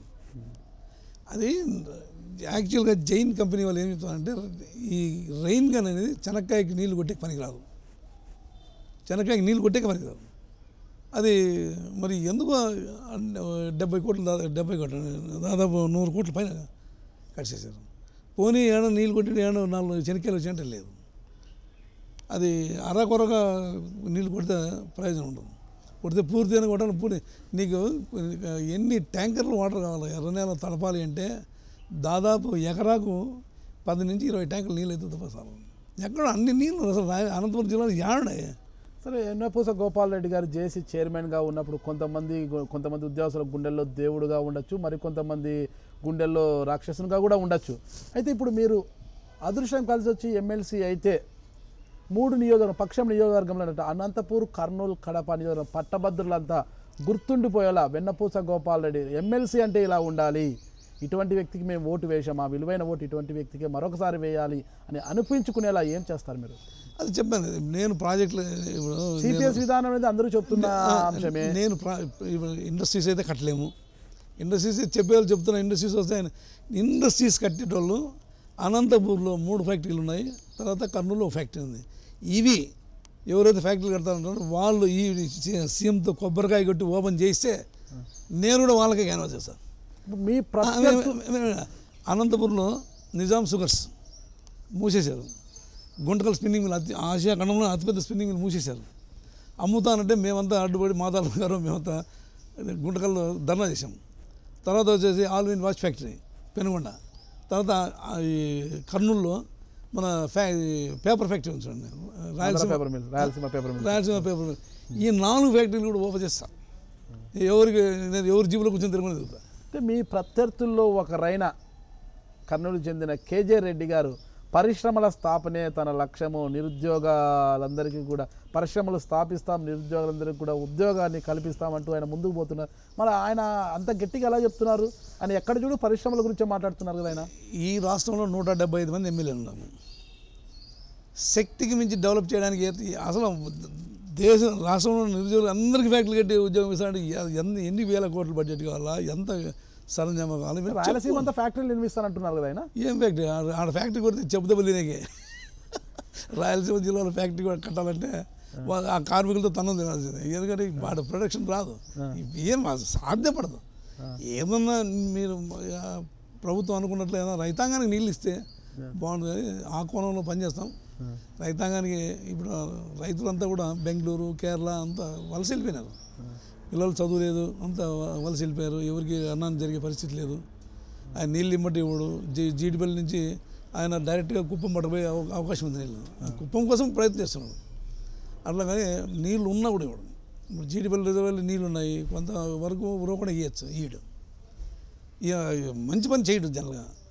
ఇప్పుడు రాయలసీమలో వ్యవసాయం అంతంత మాత్రమే, నిరుద్యోగులు ఎక్కువైపోతున్నారు, వ్యవసాయం కూడా అడుగంటి పోతుండడంతో ఇప్పుడు ప్రస్తుతం నీరు లేదు, వర్షాభావము పరిస్థితుల వల్ల కూడా వ్యవసాయం అంతా కూడా అడుగంటిపోతుంది. ఎక్కడా కూడా డిగ్రీలు, ఇంజనీరింగ్ విద్యను పూర్తి చేసిన విద్యార్థులు వేల సంఖ్యలో, లక్షల సంఖ్యలో పట్టాలు చేత పట్టుకుని రోడ్ల మీద తిరుగుతున్నారు. ఇప్పుడు పరిశ్రమల స్థాపన కష్టమని మీరు అంటున్నారు. ఈ సందర్భంలో నిరుద్యోగులకు ఉద్యోగ అవకాశాలు ఎలా కల్పిస్తామంటారు మీరు? ప్రత్యేక హోదా వస్తే, డెఫినెట్గా ప్రత్యేక హోదా వస్తే. ప్రత్యేక హోదా ఇవ్వడం కుదరదు అని కేంద్రం తేల్చేసింది. ఇంకా ప్రత్యేక హోదా ఎక్కడిదంటారు? బ్రిటిష్ వాళ్ళు ఈ దేశం స్వతంత్రం ఇస్తామని ఎప్పుడని చెప్పానా? తెచ్చుకున్నాం. 2019 నాటికి ఏ రాష్ట్రానికి ఉండదు. వినను 200 సంవత్సరాలు పరిపాలించిన బ్రిటిష్ వాళ్ళని పాల్గొలేము. సరే లేట్గా తోలాము. తెలంగాణ ఎట్లొచ్చింది? ఉద్యమాల ద్వారా వచ్చింది. విశాఖపట్నం స్టీల్ ప్లాంట్ తిన్నేటి విశ్వనాథంగా తీసుకొచ్చారు. ఎట్లొచ్చింది? ఉద్యమాల ద్వారా అన్నీ సాధ్యమవుతాయి. నువ్వు నాయకులు అడ్డుపడినంత మాత్రం కాదు, వచ్చినప్పుడు ఉప్పిన మాదిరి వస్తుంది. ఒక వైసీపీ ఉద్యమం చేసినంత మాత్రాన రాష్ట్రానికి ప్రత్యేక హోదా వస్తుందంటారా? ఖచ్చితంగా సాధిస్తాం. ప్రజా బాహుల్యంతో ప్రజా బలంతో దేనైనా సాధిస్తాం. అన్ని పార్టీలను కలుపుకొని ఒక వ్యవస్థగా ముందుకు పోతే సాధించవచ్చు, కానీ ఒక్కరుగా ముందుకు పోతే సాధించేది ఏమిటి? అది లోతుగా చర్చించి అన్ని పార్టీలను కలుపుకొని పోవడానికి కూడా జగన్మోహన్ రెడ్డి గారు ట్రై చేస్తున్నాడు. ప్రత్యేక హోదా రాని పక్షంలో నిరుద్యోగ యువతకు మీరు ఇచ్చే సందేశం ఏమిటంటే ఎలాంటి పరిస్థితి కలదు? ప్రత్యేక హోదా వస్తే పరిశ్రమలకు రాయితీలు వస్తాయి, తర్వాత ఎనర్జీ రాయితీ వస్తుంది, తర్వాత రోడ్స్ రిపేర్ అయిపోతాయి, తర్వాత మీకు తెలిసిన అనంతపురం నుంచి కర్నూలుకి వచ్చినప్పటికి 4 రైలు రోడ్లు అవి దాని ఏమన్నా లెవెల్ క్రాసింగ్ ఉన్నాయి. ఆంధ్ర రాష్ట్రంలో ఇన్ని చెప్తున్నా మన ముఖ్యమంత్రి ఎక్కడ చూసినా లెవెల్ క్లాసింగ్స్ ఉన్నాయి. ఎవడొస్తాడు ఫారిన్ నుంచి వచ్చి లెవెల్ క్లాసింగ్ నిలబడుకొని రాత్రికి మా మామ బిర్యానీ చేస్తాడని పగల నుంచి ఆయన మరదాలు పసులతో ఉందంట. రాత్రికి వచ్చేళ్ళకి మామ బిర్యానీ కాదు కనీసం ముక్క కూడా తీసుకోండి ఇంటికి వచ్చాడు. ఆ మాత్రం పసులతోనే ఉంది. ఎప్పుడో ప్రత్యేక హోదా వస్తుంది కదా, ప్రత్యేక హోదా వస్తేనే నిరుద్యోగులకి ఉద్యోగ అవకాశాలు కల్పిస్తాము అని చెప్పడం ఎంతవరకు కరెక్ట్ అంటారు? ఇండస్ట్రీస్ రావడం అది జరిగే పని నాగరాజు గారు. మీకు పట్టభద్రుల నియోజకవర్గానికి మీరు ఉంటారు. పట్టభద్రులకు న్యాయం చేయాల్సిన అవసరము వాళ్ళ ఓట్లతో గెలిచే ఏ ఎమ్మెల్సీకైనా ఉంటుంది. అది మీరు కావచ్చు, ఇంకొకరు కావచ్చు, ఎవరైనా కావచ్చు. ఒక్కసారి పట్టభద్రుని ఓటుతో ఎమ్మెల్సీగా గెలిచి చట్టసభలోకి పోయిన తర్వాత వారి బాధ్యత ఆ ఎమ్మెల్సీపై ఉంటుంది. ఎందుకంటే వారి ఓట్లతో చట్టసభలోకి వెళ్ళారు కాబట్టి. ప్రత్యేక హోదా రాని పక్షంలో పట్టభద్రులకు, అంటే ఎవరైతే నిరుద్యోగులుగా ఉంటారో ఆ పట్టభద్రులకు ఎలాంటి భరోసా ఇస్తారు మీరు? రాష్ట్ర ప్రభుత్వంలో ఉన్నటువంటి అన్ని నేను ముందు చెప్పాను, రాష్ట్ర ప్రభుత్వంలో ఉన్నటువంటి ఖాళీలన్నింటినీ కూడా నిరుద్యోగ యువకులతో ఫిలప్ చేయాలి. అదేవిధంగా ఇక్కడ ఒక రాయలసీమ జిల్లాలకు ఒక హైకోర్టు కానీ ఏదో సెంట్రల్ యూనివర్సిటీ ఇస్తూ ఉంటారు, తర్వాత ఐఎమ్స్ అని all India institute of medical science, దీనితో ఒరిగేది ఏం లేదు. ఇప్పుడు సెంట్రల్ ఇన్స్టిట్యూషన్స్ ఏదైనా వస్తే, ఇప్పుడు మనకు సెంట్రల్ యూనివర్సిటీ వచ్చింది అనుకోండి, దాంట్లో ఏమొస్తే మన చపరాశీలు వస్తాయి. ప్రతి రాష్ట్రానికి ఒక ప్రొఫెసర్, అసిస్టెంట్ ప్రొఫెసర్ కూడా ఉంటారు. మనకు వచ్చేదంతా లోకల్గా ఈ బాత్రూమ్లు కడిగేటి అని 4-5 అటెండర్లు, తర్వాత స్కావెంజర్స్ వస్తాయి. వాటి నుంచి ప్రయోజనం లేదు. తర్వాత వచ్చేసి ఏదైనా హైకోర్టు కానీ ఏదైనా సెంట్రల్ గవర్నమెంట్లో పోరాటం చేసి మన మెదక్ జిల్లాలో ఆర్డినెన్స్ ఫ్యాక్టరీ కట్టారు, అటువంటిది కానీ రైల్వే జోన్ నుంచి కూడా చాలా ఉపయోగం ఉంటుంది. ఇవి సాధించుకోవాలి. ఇవంటే ఈ చంద్రబాబు నాయుడు గారికి, తర్వాత వెంకయ్యనాయుడు గారికి అవర్షం వస్తుంది. అది ముగిసిన అధ్యాయం అని అంటున్నారు. నిజంగా రైల్వే జోన్ వస్తే కూడా బ్రహ్మాండమైన ఉపయోగం. అవి కాకుండా హైకోర్టు, అవి కాకుండా కేంద్రంతో పోరాడి ఏదైనా 1-2 సెంట్రల్ గవర్నమెంట్ నుంచి ఆర్డినెన్స్ ఫ్యాక్టరీలు కానీ, రైల్వే ఇది కానీ, లేదా కడప ఉక్కు కర్మాగారం కానీ, ఇట్లాంటి ఏదైనా వస్తే డెఫినెట్గా చేయొచ్చు. మొత్తం మీద మీ ఎన్నికల అజెండా ఏమిటంటారు? ఇంక ఇదే నేను చెప్పిందే అజెండా. రిక్రూట్మెంటు, హైకోర్టు, తర్వాత నీళ్లు ఎక్కడ ఇప్పుడు రాజశేఖర రెడ్డి గారి కాలువలతో తర్వాత ఉన్నవి పూర్తి చేసి రైతాంగానికి నీళ్ళు ఇస్తే, అసలు రైతాంగానికి నీళ్ళు ఇస్తే గవర్నమెంట్ పక్క చూడరు రైతు. ఇకపోతే మీరు మాజీ జేఏసీ చైర్మన్గా, ప్రస్తుత జేఏసీ చైర్మన్ అశోక్ బాబుతో ఏమైనా కలిసారా? గతంలో అంటే మీరు పనిచేశారు కాబట్టి జేఏసీకి ప్రస్తుతం ఎమ్మెల్సీ అభ్యర్థిగా ఉంటున్న ఉద్యోగస్తులంతా, గ్రాడ్యుయేట్ ఉద్యోగస్తులంతా కూడా మీకు మద్దతు ప్రకటించాలి, ఏమన్నా మద్దతు కోరారా? నేను అడగలేదు, ఆయన అడగలేదు. కారణం అంత కాదు కాబట్టి. ఎందుకు కాదంటారు? జేఏసీ చీలిపోయింది ఏమన్నా. జేఏసీ 10 రోజుల క్రితం చీలిపోయింది, అంతకుముందు అంతా ఉండింది. మీరు ఎలక్షను గోదాలోకి దిగి దాదాపు 2.5 నెలలు గడుస్తుంది. నోటిఫికేషన్ వస్తుందని తెలుసుకున్నంత మీ అన్ని గోదాలోకి దిగారు, తిరుగుతూనే ఉన్నారు మీరు. అంటే జేఏసీ చీలింది 10 రోజులైంది. అంతకుముందు జేఏసీ ఉమ్మడిగా ఉండింది. బొప్పరాజు వెంకటేశ్వర్లు గారు సపరేట్గా వచ్చిన తర్వాత జేఏసీ చీలింది. అంతకుముందు మీరు వెళ్ళి కలిచారా? లేదు కలిసా. ఈయన పైన ఉపాధ్యాయ కార్మికులు పెన్షన్స్కు నమ్మకం లేదు. ఎందుకంటే గవర్నమెంట్తో సెయిల్ అవుతున్నారు కాబట్టి, గవర్నమెంట్తో సెయిల్ అయ్యే నాయకుడు ఎవడు కూడా మా సంఘంలో ఎప్పుడు కూడా షైన్ కాలేదు. కాబట్టి ఈయన చంద్రబాబు నాయుడు గారు వచ్చిన తర్వాత మొత్తం ఆయనతో సెయిల్ అవుతున్నాడు. ఆయన ఎక్కడ కూడా ఒక ఉద్యమం, ఒక ధర్నా కానీ, ఒక రిలే నిరాహారదీక్ష కానీ, ఇంకోటి కానీ, ఒక నోటీస్ కానీ ఇచ్చిన సందర్భం లేదు.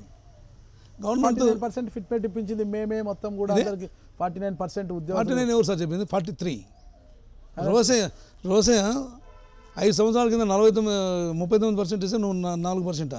రాష్ట్ర విభజన నేపథ్యంలో కొత్తగా ఏర్పడిన రాజధానిలో తరలివచ్చిన ఉద్యోగస్తులందరికీ కూడా 6 నెలల పాటు ఎటువంటి ఇబ్బంది లేకోకుండా నివాసయోగ్యమైన ఇల్లు ఇప్పించింది మేమే అని చెప్తున్నారు కదా. ఒకటి సార్, ఈయన గవర్నమెంట్తో చట్టపట్టాలు వేసుకుని తిరుగుతున్నాడు. 43% అని గొప్పగా చెప్తున్నారు. దీనికి ఒక ప్రిన్సిపల్ ఉంది. మీరు ఎంప్లాయీ అనుకోండి, ఎగ్జాంపుల్ మీరు, మీ భార్య, మీకు 2 పిల్లలు, మీ అమ్మ, మీ నాయనకు లెక్కాచరణ వేయాల. బాస్కెట్ ఐటమ్స్ అంటారు. ఇంత పూర్వకాలం సంతకు పోయేవాళ్ళు. సంతకు పోయి ఉప్పు, మిరపకాయ, చింతపండు అని తెచ్చుకునేవాళ్ళు. తర్వాత టిఫిన్స్ కావాల్సినటువంటి ఐటమ్స్ తెచ్చుకునేవాళ్ళు. ఎడిబుల్ ఆయిల్, పెర్సిబుల్ గూడ్స్ ఇవన్నీ తెచ్చుకునేవాళ్ళు. తర్వాత మనకు సీజనల్ డిసీజెస్కి ఈ 6 మంది కుటుంబానికి కావాల్సిన డాక్టర్ ఫీజులు కానీ, కొనుకొచ్చుకోవడానికి మందులు కానీ, పోవడానికి రావడానికి 200 ఛార్జెస్ కానీ. తర్వాత వచ్చేసి ఆ కుటుంబానికి 80 మీటర్ల క్లాత్ కావాలి. క్లాత్ అంటే హై రేట్ అని కాదు, మధ్యస్థమైనటువంటి సుమారైనటువంటి మన క్యాడర్ తగినట్టు ఉండాలి. ఇవన్నీ వేస్తే 47.5% రావాల్సినటువంటి ఫిట్మెంట్ను 43కి ఇచ్చి మేము 43 ఇచ్చామని సంకల్పించుకుంటాము. తెలంగాణ వాళ్ళకి బెనిఫిట్ వచ్చింది. ఎందుకు? తెలంగాణ రావడానికి తెలంగాణ ఉద్యోగ, ఉపాధ్యాయ, కార్మికులు, పెన్షనర్స్, సామాన్య జనం కూడా అందరూ కూడా పోరాటంలో ఉండి తెలంగాణ సాధించారు కనుక తెలంగాణ ఇంక్రిమెంట్ ఒకటి స్పెషల్ ఇంక్రిమెంట్ ఇచ్చారు. దాని నుంచి వాళ్ళకి బెనిఫిట్ వచ్చింది. ఏం బెనిఫిట్ లేదు. 5 సంవత్సరాలు ఊరికే వేస్ట్గా పోయింది. 4% అంటే అది నన్ను అడిగితే అది పిఆర్సీనే కాదు. పిఆర్సీ అంటే ఎలా ఉండాలి అంటారు మీరు? ఈ ప్రిన్సిపల్ పైన లెక్కాచారం 47 పైన ఉంటే ఒక రకమైన పిఆర్సీ, నాట్ గుడ్ పిఆర్సీ. ఇప్పుడు బొప్పరాజు వెంకటేశ్వర్లు గారిని ఏమన్నా సంప్రదించారా మీరు? లేదు. ఇప్పుడు ఉద్యోగ సంఘాలను ఎందుకు సంప్రదించలేదంటారు మీరు? అంటే వాళ్ళ మద్దతు అవసరం లేదంటారా? ఇంకా టైం ఉంది కదా. అదే నోటిఫికేషన్ వస్తుంది కదా, ఇప్పటికే కూడగట్టుకోవాలి కదా. ప్రత్యర్థులు చాలా దూకుడుగా వెళ్ళిపోతున్నారు. మొత్తం కూడా మీరే 40 మంది ఉంటారంటే 40 మంది కూడా దూకుడుగా వెళ్ళిపోతున్నారు. మీరు నత్తకు నడపలు నేర్పిస్తానేనని మీరంటుంటే ఎలాగవుతుంది? అర్థం లేదు సార్, టైం దండిగా ఉంది కదా. ఇంతకు మీ ధీమా ఏమిటంటారు? ఎన్నికలకు ఇంకా టైం ఉంది అన్నంత ధీమా ఎందుకంటారు మీకు? అంటే మనం కింద పడి పొరలాడితే మాత్రం గెలుస్తామా? కింద పడి పొరలాడి నాన్న యాగి చేస్తే గెలిచాం కదా. అది యాగి కాదు, ఓటర్లను అభ్యర్థించడంలో తప్పంటారా? యాగి ఓటర్లు అడుగుతున్నా. అంటే ఓటర్లు అంటే ప్రభుత్వ ఉద్యోగస్తులు చాలా మంది కూడా గ్రాడ్యుయేట్స్ ఉంటారు కదా, ఆ ఓటర్లని కూడా మీకు అవసరం. అందులో నేను అడిగేది మాజీ జేఏసీ చైర్మన్గా మీరు ఎందుకు ఉద్యోగస్తులతో కలవలేకపోతున్నారు? కలుస్తున్నాం, ఉద్యోగస్తులతో, నాయకులతో కలవలేదు. కానీ ప్రతి ఆఫీస్ కడప 4 రౌండ్లు వేసాను. నెల్లూరు అంటే సారీ కర్నూలు, అనంతపూర్, ప్రతి ఆఫీస్ తిరుగుతున్నాను, ప్రతి ఓటర్ని కలుస్తున్నాను, అవైలబుల్ ఓటర్లు అందరినీ కలుస్తున్నాను. పోలింగ్ సమీపించే కొద్దీ ఏమన్నా బొప్పరాజు వెంకటేశ్వర్లు గారితో కానీ అశోక్ బాబు గారితో కానీ సంప్రదించే అవకాశం ఏమైనా ఉందంటారా? బొప్పరాజు వెంకటేశ్వర్తో కన్సల్ట్ అవ్వచ్చు, ఇబ్బంది లేదు, కలుస్తాను కూడా. అవుతారా? అవి అవకాశం ఉందా? అవకాశం ఉంది. మంచి పిల్లోడు బొప్పరాజు వెంకటేశ్వర్లు, మంచి పిల్లోడు, కలుస్తాం. ఆయనతో మీకు పరిచయం ఉందా? నేను ప్రెసిడెంట్గా ఉండగా జేఎస్ చైర్మన్ కూడా నాకు బొప్పరాజు మంచి క్లోజ్ కదా. రెవెన్యూ సంఘానికి జనరల్ సెక్రటరీగా వచ్చాడు. ఆయన జనరల్ సెక్రటరీ కావడానికి నేను మాట చెప్పమంటే కూడా ఎక్కడ చెప్పాను. ఇబ్బంది లేదు, మంచి పిల్లాడు, మంచి క్యాడర్ ఉన్నటువంటి వాడు, దృఢమైన సంకల్పం ఉన్నవాడు కూడా. జేఏసీ చైర్మన్గా ఉన్న మీరు ప్రభుత్వ ఉద్యోగ ఏ క్యాడర్లో రిటైర్ అయ్యారు? Senior inspector. అవతల ప్రమోషన్ తీసుకుంటే ఇది పోతుందని ప్రమోషన్ తీసుకురా. ఓకే, జేఏసీ చైర్మన్ ఉండి ఇదే. ఇకపోతే మీరు ఎన్నికల గోదాలో ఉన్నారు, ఎన్నికలు సమీపిస్తున్నాయి. అనంతపురంలో వర్గాలు చాలా ఉన్నాయి. ఈ వర్గాలతో మీకు ఎలాంటి పరిస్థితి ఎదురవుతుందంటారు? వర్గాలు వాళ్ళ వరకు ఉంటాయి, నా వరకు ఏమన్నా కూడా కలిసి సపోర్ట్ చేస్తేనే కూడా ఎక్కడైనా కూడా బలంగా ఉంటుంది. ఇక్కడ చెవ్వ రాజశేఖర రెడ్డి గారు ఒకవైపు, గురునాథ్ రెడ్డి గారు ఒకవైపు, గురునాథ్ రెడ్డి గారు ఒకవైపు, డాక్టర్ రాజీవ్ రెడ్డి ఒకవైపు, శంకర్ నారాయణ గారు, విశ్వేశ్వర రెడ్డి గారు ఒకవైపు. నాకైతే వీళ్ళందరూ కూడా ఇందులో చాలామంది బంధువులు ఉన్నారు, మిత్రులు ఉన్నారు. కానీ మీ వెంట ఎక్కువగా చెవ్వ రాజశేఖర రెడ్డి గారే కనిపిస్తుంటారు, గురునాథ్ రెడ్డి వర్గం చాలా తక్కువగా కనిపిస్తుంటుంది. అందరూ కూడా మామూలుగా అందరూ కలిసి పనిచేస్తున్నాం. ఏం అటువంటి మేము అసలు మా కుటుంబం కాంట్రవర్సీలు కాదు. మీ కుటుంబం కాకపోయినా వైసీపీలో అక్కడ ఉన్న వర్గాలు మీకు ఎలా ప్రతిబంధకంగా అవుతుంటాయి కదా, ఆ పరిస్థితులు మీరు ఎలా ఎదుర్కొంటున్నారు? ఇంతవరకు నాకు ఎక్కడ కూడా అటువంటి పరిస్థితి ఎదురు కాలేదు. మరి ఇన్ ఫ్యూచర్లో కూడా ఎదురు కావు. ఎందుకంటే నేను అందరికీ కావాల్సిన వాడు. మాకు ఇంతకుముందు ఎలక్షన్స్లోనూ అన్నింటిలోనూ కలిసి పనిచేసేవాళ్ళం. అప్పుడు బీనారాయణ రెడ్డి గారు వీళ్ళంతా కూడా వాళ్ళ ఎలక్షన్స్లో నేను కూడా పాలు పంచుకొని చేసేవాడిని. కాబట్టి అటువంటిది ఏముండదు. చెవ్వ రాజశేఖర రెడ్డి కానీ, గురునాథ్ రెడ్డి గారు కానీ, తర్వాత విశ్వేశ్వర రెడ్డి గారు కానీ, తర్వాత ఇప్పుడు ఉన్నటువంటి ఇంకా సమన్వయకర్తలు ఇన్స్టిట్యూషన్స్ మన కాన్స్టిట్యున్సీ సమన్వయకర్తలు వాళ్ళు అందరూ కూడా నాతో కలుస్తారు. కడప జిల్లాలో పరిస్థితి ఏమిటంటారు? కడప జిల్లాలో బ్రహ్మాండంగా ఉంది. అక్కడ కూడా వర్గాలు ఉన్నాయి. ఉన్నాయి. ఈ వర్గాల వల్ల మీకు ఎలాంటి పరిస్థితి? నాకు ఎక్కడ దిగ్బంధం ఏమి కనపడలేదు. ఇంకా కర్నూలు విషయానికి వస్తే కర్నూలులో కూడా వర్గాలు ఉన్నాయి. అయితే మొన్నటి వరకు మీ పార్టీలో వైసీపీ పార్టీలో ఉన్న భూమా నాగిరెడ్డి గారు కావచ్చు, ఆయన కుమార్తె అఖిలప్రియ గారు కావచ్చు, ఎస్వి మోహన్ రెడ్డి, అంతకుముందే ఎస్పీ రెడ్డి గారు, వీళ్ళందరూ కూడా ఫ్యాన్స్ స్విచ్ ఆఫ్ చేశారు, సైకిల్ ఎక్కేశారు. వీళ్ళంతా కూడా ఈ పరిస్థితి మీకు ఏమన్నా ఇబ్బందికరంగా మారుతుందా? నాకేం ఇబ్బంది లేదు. ఎందుకంటే వాళ్ళు మామూలుగా అందరూ చెప్పేది ప్రలోభాలకు లొంగిపోతున్నారు చెప్పి పేపర్లో న్యూస్ వస్తుంది, వాళ్ళు కూడా ఖండించడం లేదు, కొంతమంది దాని గురించి పట్టించుకోవడం లేదు.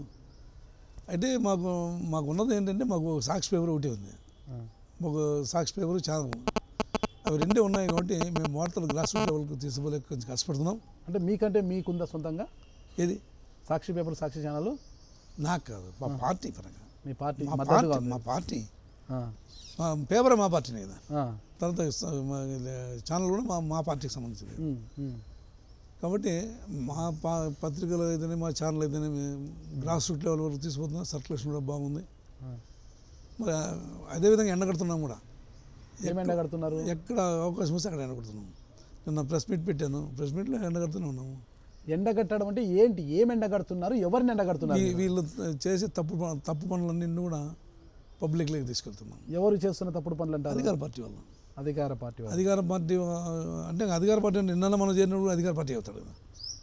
కానీ ఎన్నికల ప్రచారం అంటే నామినేషన్ కాదు, నామినేషన్ల తేదీ కూడా దగ్గరికి వస్తుంది. ఎన్నికల ప్రచారం ఇంకా ఊపందుకునే సమయంలో నామినేషన్ ఇప్పుడు ఫిబ్రవరి 13వ తారీఖు ఈ సమయంలో వేగంగా ఉండాల్సిన వెన్నపూస గోపాల్ రెడ్డి గారు ప్రత్యర్థులతో పోల్చుకుంటే చాలా నెమ్మదిగా ఉన్నారు. నత్తకు నడకలు ఉన్నారని చెప్పండి, వెనకబడి ఉన్నారు. అదే ఇంకా అలా చెప్తున్నాము.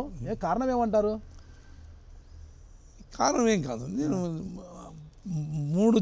ఈ మూడు జిల్లాలను దాదాపుగా 4-5 సార్లు విజిట్ చేశాను. ప్రతి ఆఫీస్ తిరుగుతున్నాను, ప్రతి ఓటర్ని రిక్వెస్ట్ చేస్తున్నాను. దట్టు నేను ఏపీ ఎన్జిఓ ప్రెసిడెంట్ గాను, జేఎస్ చైర్మన్ గాను నాకు మంచి ఫ్రెండ్స్ ఉన్నారు. నేను చేసిన ఉద్యమాల ద్వారా చాలామంది ఉపాధ్యాయ కార్మికులకు, పెన్షనర్స్కు చాలా లాభాలు వచ్చాయి. దాని నుంచి నాకు ఒక ఇమేజ్ ఉంది. ఈ మొత్తం ఆంధ్రప్రదేశ్లోనే, తెలంగాణ కూడా నాకు ఇప్పటికీ ఫ్రెండ్స్ ఉన్నారు. ఫ్రెండ్స్ ఉండడం వేరు, ఓట్లు వేయడం వేరు. ఫ్రెండ్స్ ఉంటారు, మన చుట్టూ 10 మంది ఉంటారు. ఆ 10 మంది మనకు ఓట్లు వేస్తారని నమ్మకం లేదు. అలా అనుకుంటే చిరంజీవి ఈరోజు సీఎం అయి ఉండేవాడు. చిరంజీవి 2009లో ఎన్నికల సమయంలో చిరంజీవి వస్తున్నాడంటే ఇసుకేస్తే రాలనంత మంది జనం వచ్చేవారు. దాన్ని చూసి చిరంజీవి కూడా ఉప్పొంగిపోయాడు. అయితే చివరికి వచ్చింది మాత్రము బొటాబొడి స్థానాలు, అంత 19 స్థానాలు వచ్చాయి. అలా అనుకుంటే అంటే మీకు పరిచయాలు ఉండొచ్చు, కానీ మీకు ఓటేసేవారు ఎంతమంది ఉంటారు? ఎంప్లాయీస్, టీచర్స్, వర్కర్స్లో 80% నాకు వేస్తారు అనుకున్నాను. 80% అంటే అలాంటి భరోసాని ఇస్తున్నారా మీరు? నాకు వాళ్ళు ఇస్తున్నారు ఓటర్లుగా నాకు భరోసా. రాజకీయం అంటేనే గివ్ అండ్ టేక్ పద్ధతిలో ఉంటుంది కదా. వాళ్ళు మీకు భరోసా ఇస్తున్నప్పుడు మీరు వాళ్ళకి ఎలాంటి భరోసా ఇస్తున్నారు? నేను ఇంతకుముందు 3 సార్లు ఎలక్షన్లో కంటెస్ట్ చేశాను, తర్వాత ఒకసారి జనరల్ సెక్రటరీ అయ్యాను. నేను ఎవరికి ఏం భరోసా ఇవ్వలే. ఉద్యోగస్తుల్లో ఉన్నప్పుడు యూనియన్లలో కంటెస్ట్ చేయడం వేరు, రాజకీయ చట్టసభల కోసము పోటీ పడే తత్వం వేరు. ఇప్పుడు వచ్చినప్పుడు ఈ ఓటింగ్ వేరే ఉంటుంది, ఆ ఓటింగ్ సరళి వేరే ఉంటుంది. ఈ ఓటింగ్ సరళిలో మీకు వాళ్ళు మద్దతు ఇవ్వడానికి మీరు ఎలాంటి భరోసా ఇస్తున్నారు వాళ్ళకు? సార్ కొంచెం వెనక్కి పోతే మా ఆమనగంటి శ్రీరాములు గారని మా రాష్ట్ర అధ్యక్షుడు ఎమ్మెల్సీ అయ్యాడు, తర్వాత ఎమ్మెల్యే అయ్యాడు ఏలూరు నుంచి. అదే ఒక ఎగ్జాంపుల్ కదా. ఆయన కూడా బాగా పోరాటం చేశాడు ఆ కాలానికే. కాబట్టి నేను కూడా బాగా పోరాటం చేశాను. నేను ఎక్కడ ఒక మాట పడలేదు, ఉద్యోగుల సమస్యల పట్ల ఎక్కడ రాజీ పడలేదు. కనుక నాకు ఒక గుడ్ విల్ ఉంది. వెన్నపూస గోపాల్ రెడ్డి గారు అంటే పోరాట యోధుడు, ఆయన ఎమ్మెల్సీ అయితే మాకేదైనా మేలు జరుగుతుంది అని ఉద్యోగస్తులు భావిస్తున్నారంటారా? ఖచ్చితంగా భావిస్తున్నారు. ఇంకోటి, రాయలసీమ రైతాంగానికి ఈ టమాటాలు కానీ, వంకాయలు కానీ, తర్వాత అనపకాయలు కానీ పండిస్తే రేట్లు లేక రోడ్లలో పారిపోతున్నారు. దీనికి ఒక పరిష్కారం ఆలోచన చేయాలని మా జగన్మోహన్ రెడ్డి గారి దృష్టి కూడా తీసుకెళ్ళాం. ఎందుకంటే టమాటా రైతులు భయంకరంగా నష్టపోయారు. వెజిటబుల్స్ 1 నెల 2 నెలలు రేటు ఉంటాయి, కాపు వచ్చిన తర్వాత 1 నెల 2 నెలలు రేట్ ఉంటుంది, మళ్ళీ రేట్ పడిపోతుంది. వంకాయలు అయితే పసలు పోయడము, టమాటాలు అయితే పసలు పెట్టరు, రోడ్డు పక్కన పారిపోతున్నాం. వీటన్నింటినీ పరిష్కారం కనుక్కొని దీనికి ఏదైనా ఆలోచన చేయాలా. మరి ఈ టమాటా ప్రోడక్ట్ కూడా ఏదైనా చేస్తే కనీసం టమాటా రైతులను బాగుపడతారు. వంకాయలు ఈ వెజిటబుల్స్ ఎవరైతే పండిస్తారో ఈ ఆకుకూరలు ఎవరైతే పండిస్తారో వాళ్ళకు ఏదైనా చేయాలనే ఉద్దేశం ఉంది. ఈ ప్రతిపాదన ఇప్పుడు కొత్తది కాదు. రాజశేఖర రెడ్డి గారి హయాం నుంచి కావచ్చు, అంతకుముందు చంద్రబాబు నాయుడు గారి హయాం నుంచి కావచ్చు కూడా టమోటాకు పెట్టింది పేరైన రాష్ట్రంలోనే మొదటి స్థానంలో ఉన్న చిత్తూరు జిల్లా మదనపల్లె టమోటాకు పెట్టింది పేరు. అక్కడ కోల్డ్ స్టోరేజ్లు ఏర్పాటు చేయాలనేది గతంలో చంద్రబాబు నాయుడు గారు 99లో అప్పుడు సీఎంగా ఉన్నప్పటి నుంచి, తర్వాత రాజశేఖర రెడ్డి గారి హయాం నుంచి ఇప్పటికీ కూడా ఉన్న ప్రతిపాదనే. అయితే అది కార్యరూపం దాల్చలేదు. ఎవరెన్ని చెప్పినా మదనపల్లె టమోటా రైతును ఆదుకునే నాదుడే కరువయ్యారు. అంటే ఈ పరిస్థితులు మీకు సాధ్యమంటారా? ఖచ్చితంగా సాధ్యం ఉంది. ఇదేం పెద్ద సమస్య ఏం కాదు. అంతమంది ముఖ్యమంత్రులు అంత హామీలు ఇచ్చినా, అంత చేసినా సాధించలేనిది ఒక ఎమ్మెల్సీగా గోపాల్ రెడ్డి గారు ఎలా చేయగలుగుతారు? రాజశేఖర రెడ్డి గారు నీటికి నడకనైపోయారు. మాకు జీడిపల్లి కృష్ణా నీళ్ళు వస్తాయని ఎవడు అనుకోలే, తెచ్చాడు కదా. జీడిపల్లి నుంచి మళ్ళీ పిల్లకాలను దోయించాడు కదా. ఎందుకు సాధ్యం వల్ల సంకల్పం ఉండాలి. ఒక వజ్ర సంకల్పంతో పనిచేస్తే ఖచ్చితంగా వస్తుంది. మిగతా నాయకులకి సంకల్పం లేదని మీరు అంటున్నారా? అంతే కదా. ఇప్పుడు రాయలసీమ రైతాంగానికి జీడిపల్లి నుంచి ఇవ్వాలంటే అనంతపురం నీళ్ళు ఇవ్వచ్చు, ఆడిచ్చాడు. తర్వాత శ్రీశైలం డ్యాంలో 854 అడుగులు నీళ్ళు నిలబెడితే మనకు వస్తాయి. అదే సముద్రంలో పోతానే కానీ ఈ గేట్లు ఎత్తే అవకాశం లేదు. అయితే మీ అజెండాలో మదనపల్లె టమోటా రైతాంగాన్ని ఆదుకోవడానికి కోల్డ్ స్టోరేజ్ ఏర్పాటు చేయాలన్న ప్రతిపాదన ఉందా? కోల్డ్ స్టోరేజ్ కూడా ఉండవు అనుకుంటాను. టమాటా కోల్డ్ స్టోరేజ్ కూడా ఉండదు. దానికి ఏదైనా చట్టం తేవాలి. ఇప్పుడు ఎక్కువ టమాటాలు ఎక్కడ వాడతారంటే బార్లలో వాడతారు, తర్వాత మ్యారేజ్లో వాడతారు. దాన్ని ఏదైనా ఒక చర్చ జరిగిన తర్వాత దాని మీద ఒక డెసిషన్ తీసుకుంటే బాగుంటుంది. టమోటాకు చట్టం ఏంటండి? చట్టం కాదు, మీరు చట్టం తేవాలన్నారు. దానికి ఏదైనా ఒక చట్టం తేవాలి అన్నారు. టమోటా రైతును ఆదుకోవడానికి చట్టానికి తేడా? సాస్ తయారు చేయడానికి ఫ్యాక్టరీస్ ఏమన్నా మల్టీ ఫ్యాక్టరీలు అంటారు మీరు, జ్యూస్ తయారు చేయడానికి, టమోటా జ్యూస్, టమాటో సాస్ ఇట్లాంటి తయారు చేయడానికి ఏమన్నా ఒక విదేశాల్లో దీనికి ఏమైనా టెక్నాలజీ ఉందా? ఆ టెక్నాలజీ మనం తెచ్చుకుంటే. ఇవన్నీ కూడా గతం నుంచి వచ్చేటివే. చిత్తూరు జిల్లాలో ఇవన్నీ ఉన్న ప్రతిపాదనలే. రాయలసీమలోనే అత్యధిక, అంటే రాష్ట్రంలోనే అత్యధిక పండే టమోటా పంట మదనపల్లి, చిత్తూరు జిల్లాలో ఎక్కువ. దీన్ని ప్రతిపాదన చేసుకుంటూనే గతం నుంచి కూడా ఈ పల్పి అయితేనేమి, టమోటా సాసులు, జ్యూసులు ఇలాంటి ఫ్యాక్టరీలు పెట్టాలనేది గతం నుంచి కూడా ఉన్నాయి. కానీ అవన్నీ ఏవి కూడా పునాది రాయి వరకు కూడా రాలేదు. ఊరికి చెప్పుకుంటూ వచ్చారు. అందుకనే దాని మీద ఒక కాంటినెంటల్ స్పిరిట్తో ముందుకెళ్తే దాని మీద ఒక పరిష్కారం వస్తుంది. ఎందుకంటే టమాటో సాసు అది ఎట్లా తయారు చేస్తారో నాకు కూడా తెలియదు. టమాటో సాస్ ఎక్కడైనా వాడుతున్నారు, ప్రతి హోటల్లోనూ వాడుతున్నారు. న్యూడిల్స్ తీసుకుంటే టమాటో సాసు సీసా పెట్టిపోతున్నాం. అట్లా దాన్ని ఇంకా కూడా జనంలోకి తినడానికి. ఇప్పుడు ఏదైనా చికెన్ గుని ఇది చికెన్కి ఏదో వచ్చిందంటే హైదరాబాద్లో మన నిజాం కాలేదా చికెన్ తింటే ఏం కాదని చెప్పేసి అందరూ మంత్రులు వాళ్ళు వీళ్ళంతా వచ్చి తింటారు. అట్లా దాన్ని తయారు చేసి ఆ ప్రోడక్ట్ను జనరల్గా పబ్లిక్లోకి తీసుకెళ్ళి చికెన్ గున్యా అనేది చికెన్ తింటే రాదు అనేది అప్పుడు చికెన్ గున్యా అనేది అదొక వైరల్. చికెన్తో రాదు, చికెన్ తింటే ఏం అభ్యంతరం లేదనేది చెప్పిన మాదిరిగా మనం ఏదైనా ప్రోడక్ట్స్ తయారు చేసి ఈ మధ్య పబ్లిక్ గార్డెన్స్లో రాగి రొట్టెలు, తర్వాత ఇట్లాంటి రాగి పిండితో జావ చేసుకొని తాగండి అనేది ఈ మధ్య చాలా చోట్ల ఇచ్చారు. నేను కూడా ఒకసారి పోయినాను, నాకు కూడా ఒక గ్లాస్ ఇచ్చాను. ఆ విధంగా ఏదైనా ప్రజల్లోకి తీసుకెళ్ళి ఆ ప్రోడక్ట్ను అందరు ప్రజలు వాడుకునేటట్లు ఇది రైతుల కోసం అని చెప్పి రాజశేఖర రెడ్డి గారు ఒకసారి ఆప్కో ప్రతి శనివారం మీరు కాటన్ గుడ్డలు వేసుకోవాలని చెప్తే అందరూ మంచిగా 1000 రూపాయలు లోన్ తీసుకుని గుడ్డ తీసుకున్నాం. అట్లా ఒక సంకల్పంతో రావాలి. ఆ సంకల్పంతో వస్తే డెఫినెట్గా వజ్ర సంకల్పం మీకు ఉందంటారా? ఎస్, ఖచ్చితంగా ఉంది. నేను ఎప్పుడు ఈ సంఘంలో నేను ఎప్పుడు వెనుక రాలేదు, వెనుక పడలేదు. నన్ను ఊరికే అల్లరి చేస్తున్నాడు, కొట్టినాడు, తిట్టినాడు, ఏసీ కేసు పెట్టించాడు. ఇవన్నీ కూడా కత్తితో పొడిచాడు. ట్రైన్లో కత్తి పెట్టుకుని పోయే పరిస్థితి ఉందా? జామకాయలు కోసుకుంటే కత్తి తీసుకుపోతాను. జామకాయ తినాలి, నేను చట్టమే లేదు. జామకాయలు ఎవరు పిల్లలు తింటారు, మన తింటారు. పెద్దలనే జామకాయ తింటే ఊరికే బుడద తల్లడానికి ఉపయోగించేటి. నేను ఉన్నప్పుడు అడగండి మీరు 310 కేసు, అది అట్రాసిటీస్ కేసు 310 నాకు ఎఫ్ఐఆర్ అతని మీద పెట్టి చూపించాలి. సరే, మీరు టమోటా గురించి పక్కన పెట్టేయండి. అనంతపురం జిల్లా అంటేనే ఫ్రూట్ బౌల్ ఆఫ్ సిటీగా చెప్తారంట. అనంతపురం జిల్లాకి ఉండేది ఆ పేరు, ఫ్రూట్ బౌల్ ఆఫ్ సిటీ అంటారు అనమాట. ఫ్రూట్ బౌల్ ఆఫ్ జిల్లా అంటారట. అంటే అన్ని రకాల పళ్ళు ఆడ మనకు లభిస్తాయి. అనంతపురం జిల్లాలో పండిస్తారు. ఎంత వర్షాధారం ఉన్నప్పుడు పండిస్తారు. అంటే ఆ పండ్లను అంటే అక్కడే పల్పీలు తయారు చేయడానికి కానీ అందుకని అలాంటి ఫ్యాక్టరీలు పెట్టించడానికి కూడా ఏమైనా ప్రయత్నాలు చేస్తారా? చేయొచ్చు. అయితే నీళ్ళు లేక చెట్లన్నీ ఎండిపోతున్నాయి ఇప్పుడు. వర్షాలు పోయినసారి 3 ఏళ్ళ నుంచి జీరో వర్షం. పళ్ళ ఉత్పత్తి మాత్రం అనంతపురం జిల్లాలో తగ్గడం అలాగే వస్తుంది. ఎక్కడన్నా ఏటి ఒడ్డున ఏమన్నా ఉంటే పండుతున్నాయి, కానీ చెట్లన్నీ చాలా ఎండిపోయినాయి. ఆ ఫ్రూట్ బౌల్ని బతికించడానికి ఎలాంటి చర్యలు తీసుకుంటారు? నీళ్ళు రావాలి. నీళ్లు రావాలంటే మీరేం చేస్తారు? అదే మాకు ఇంకా మాకు జీడిపల్లి ఇదే సోర్స్. అక్కడ నుంచి కాలువలు సుమారు అయినాయి. ఉండేటివన్నీ కంప్లీట్ చేసి నీళ్ళు ఇస్తే రైతులు హ్యాపీగా ఉంటారు. రైతులు గవర్నమెంట్ పక్కకి చూడరు. ప్రభుత్వం నీళ్ళు ఇస్తే అందరూ హ్యాపీగానే ఉంటారు. మీ వంతు కృషి మీరేం చేస్తారు? డెఫినెట్గా ఉద్యమాల్లో ఉంటాము, ఉద్యమాల్లో కలిసి పనిచేస్తాము, ఉద్యమాలు చేస్తాము. ఉద్యమం అనేది మీ ఇంటి పేరా? దాన్ని ఏమంటాం, స్ట్రగుల్ ఉద్యమము. ఎప్పుడు ఉద్యమం చేస్తాం అంటారు. దాన్ని ఉద్యమంగా ఏమంటాం, మేము కొట్లాడతాం. అంటే ఉద్యమం అనేది మీ కేర్ ఆఫ్ ఏమో అనేసి కేర్ ఆఫ్ అడ్రస్గా పెట్టుకున్నారేమో అనేసి అట్లా కాదు నాకు. ఇప్పుడు మనం దాన్ని స్ట్రగుల్ అంటే ప్రభుత్వంతో చర్చలు జరపడం కానీ అంటే ఇలాంటి సందర్భాలు మీరు ఏమన్నా అంటే ఉద్యమం చేస్తామంటున్నారు. ఉద్యమం అనేది మీ ఉద్యమాల ద్వారా వచ్చేది. ఏ సమస్య పరిష్కారం కావాలన్నా ఇప్పుడు విశాఖ స్టీల్ వచ్చింది, ఎంత ఉద్యమం చేసాము. తర్వాత తెలంగాణ వచ్చింది, ఎంత ఉద్యమం చేసాము. ఆ ప్రజలు అసలు అన్న పానీయాలు విడిచిపెట్టి వాళ్ళు పోరాటం చేశారు. నిజంగా వాళ్ళ పోరాటం హ్యాట్స్ ఆఫ్. దాన్ని ఉద్యమం అంట, పోరాటం ఉద్యమం. నామినేషన్ అనంతరం మీ ప్రచారంలో జగన్మోహన్ రెడ్డి పాల్గొనున్నారా? కలుస్తాను, ఈరోజు కలుస్తాను. అంటే ప్రచారానికి ఆహ్వానించబోతున్నారా?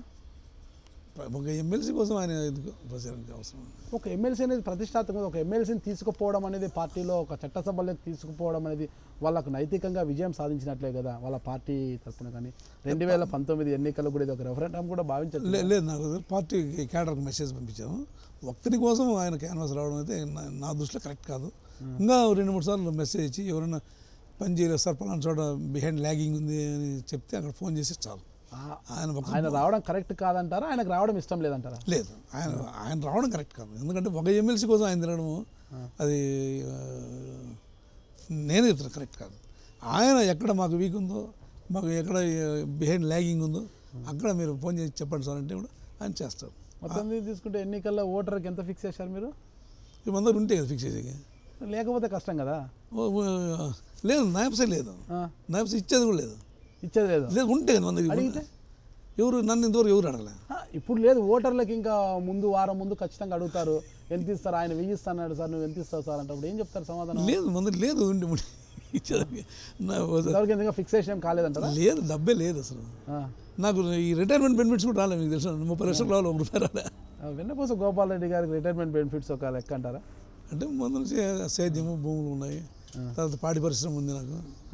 ఇప్పుడు నేను మొన్న దాకా ఒక 50-60 బరిగుడ్లు కూడా పెట్టాను. సరదా లాస్ వస్తుంటే దాన్ని తీసేసాను. కాబట్టి ఉన్నాయి మాకు సంబంధించినవి. నేను కూడా వెజిటబుల్స్ పంట పెడతాను, టమాటా ఇవన్నీ ఉన్నాయంటున్నారు. డబ్బులు ఏమంటున్నారు? డబ్బులు చేయలేదు, డబ్బు లేదు సార్. మన ఊరికి ఎలక్షన్స్ పోవడం అంతే. ఇలా ఊరికి ఎలక్షన్కి పోవడం అంతే, డబ్బు అయితే ఖర్చు పెట్టమంటారు? లేదు, చేసుకొని చెప్పండి ఎలక్షన్కి డబ్బు ఖర్చు పెట్టుకుండా పోతున్నాను అనేసి. నిజంగా లేదు. నేను ఎన్జిఓ సంఘాల్లో నా పనితీరుని బట్టి ఓట్లేశారు. నాకు 2 సార్లు ఇనానిమస్ ఇచ్చారు. ఎన్జిఓ సంఘాల్లో ఓట్లు వేయడం వేరే, చట్టసభలకు వచ్చినప్పుడు మనము రాజ్యాంగ ఓట్లు వేయడం వేరే. దీనికి ఆ పోలింగ్కి ఈ పోలింగ్కి మీరు ఒకటే ఇదితో చూడద్దండి. దానికి ఎగ్జాంపుల్ మా ఆమనగంట శ్రీరాములు ఏందో ఏంది లేదు, ఇంటి వాడికి అట్లేకుండే తంబి మెజార్టీ గెలిపించి మండలికి పంపించారు, తంబి మెజార్టీ గెలిపించి అసెంబ్లీకి పంపించారు. అది మన పనితీరు మనం చేసిన పని మట్టిపోతుంది. అంతేగాని ఇప్పుడు వావిలాల్ గోపాలకృష్ణ గుంటూరులో నిలబడితే కూలీ నారిపోయేవాళ్ళు కూడా ₹2 ఇచ్చి పంపించేవారు. వావిలాల్ గోపాలకృష్ణ ఆయన ఎవరు ఓడిచ్చారు అంటే నేను మళ్ళీ నన్ను అంతటో అనుకోవద్దని నేను ఒక ఎగ్జాంపుల్ చెప్తున్నాను. వావిలాల్ గోపాలకృష్ణ ఇంటింటికి ₹1 ఇచ్చేవాళ్ళు బిల్ల. నేను చూశాను, ఆయన ఒకసారి గుంటూరు విజిట్లో చూశాను. మీ ప్రత్యర్థులను త్వరలో ఎలా ఎదుర్కోబోతున్నారు ప్రచారంలో? ప్రచారంలో ఇప్పుడు నేనే ముందంజలో ఉన్నాను, వీళ్ళందరికంటే కూడా ముందంజలో ఉన్నాను.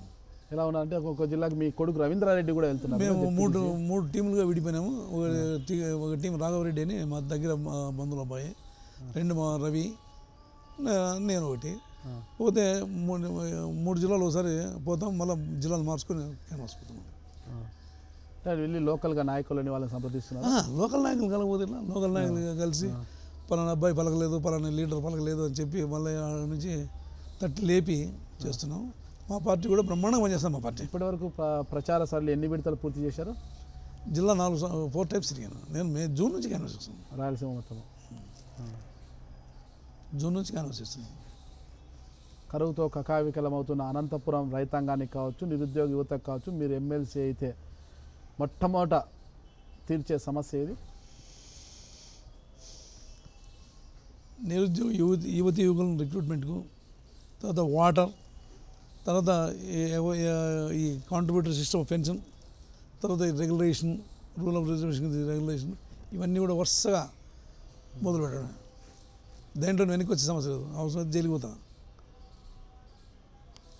మీ ఇన్ని రోజులు అంటే ఉద్యోగరీత్యా మీరు బిజీగా ఉండి ఉంటారు. జేఏసీ చైర్మన్ కూడా బిజీగా తిరుగుతుంటారు.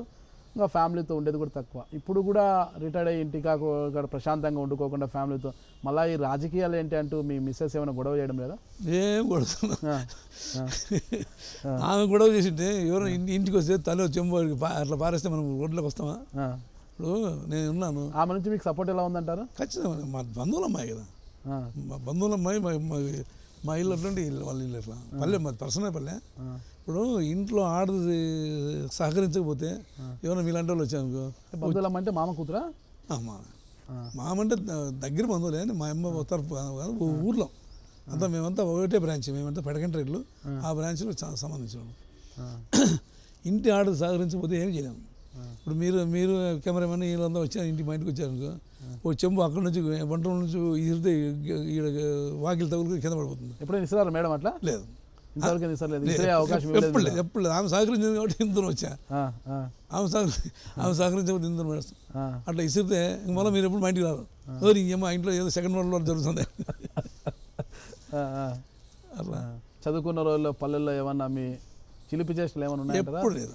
ఏం లేవు. ఎప్పుడు లేదు. ఏం చేష్టలు అంటే మా కుటుంబం చదువుకున్న కుటుంబం. మా అన్న ఎంఆర్ఓ చేసి రిటైర్ అయ్యాడు.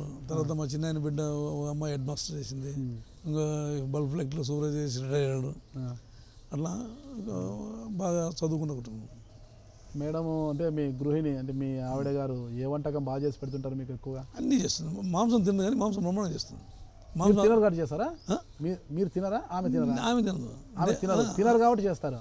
తినగానే బ్రహ్మాండం చేస్తుంది. బ్రహ్మాండం చేస్తారు. బ్రహ్మాండం చేస్తుంది. ఉప్పు కారం బ్రహ్మాండమైన బ్యాలెన్స్ చేసి పెట్టింటుంది. తినదు కదా. పప్పు అయితే చూస్తుంది, దీన్ని చూడదు కదా. ఆమె ఎందుకు తినరు మటను? ఎందుకు ముందు తెలవట్లేదు. చిన్నప్పటి నుంచి మీరు అలవాటు చేయకూడదా? ప్రయత్నం చేయలే. ఎందుకు చేయలేదు? భార్య తింటే బాగానే ఉంటుంది, ఇద్దరు కూర్చొని తినచ్చు కదా. ఎందుకంటే మాంసాహారము, స్మోకు ఆరోగ్యాన్ని బాగా దెబ్బతీస్తుంది. నేను కూడా పెద్దగా మాంసం పట్టించుకున్నాను. ఏదైనా 2-3 ముక్కలు, 2-3 ముక్కలు, 2-3 పెగ్గులు. 2 పెగ్గులు 2 ముక్కలు అంతే. ఎక్కువ లేదు. ఎక్కువ తీసుకోవచ్చు కదా, ఏమవుతుంది? చెప్తే ఎప్పుడైనా పొరపాటున ఏదైనా కావాల్సి వచ్చి రోడ్లు తీసుకొని పోతుంది. ఎప్పుడైనా పొరపాటున రోడ్ లేకపోతే ఎవరైనా ఫ్రెండ్స్ కలిస్తే అది మా ఇంటి పక్కలో కూడా తెలియదు మంది అవుతాను. ఓకే, అంత సీక్రెట్గా మెయింటైన్ చేస్తున్నారు. నేను బ్రాంచ్ షాప్లో పోవడం కానీ, బ్రాంచ్ షాప్లో కొనుక్కోవడం కానీ ఇట్లాంటివి ఏమన్నా.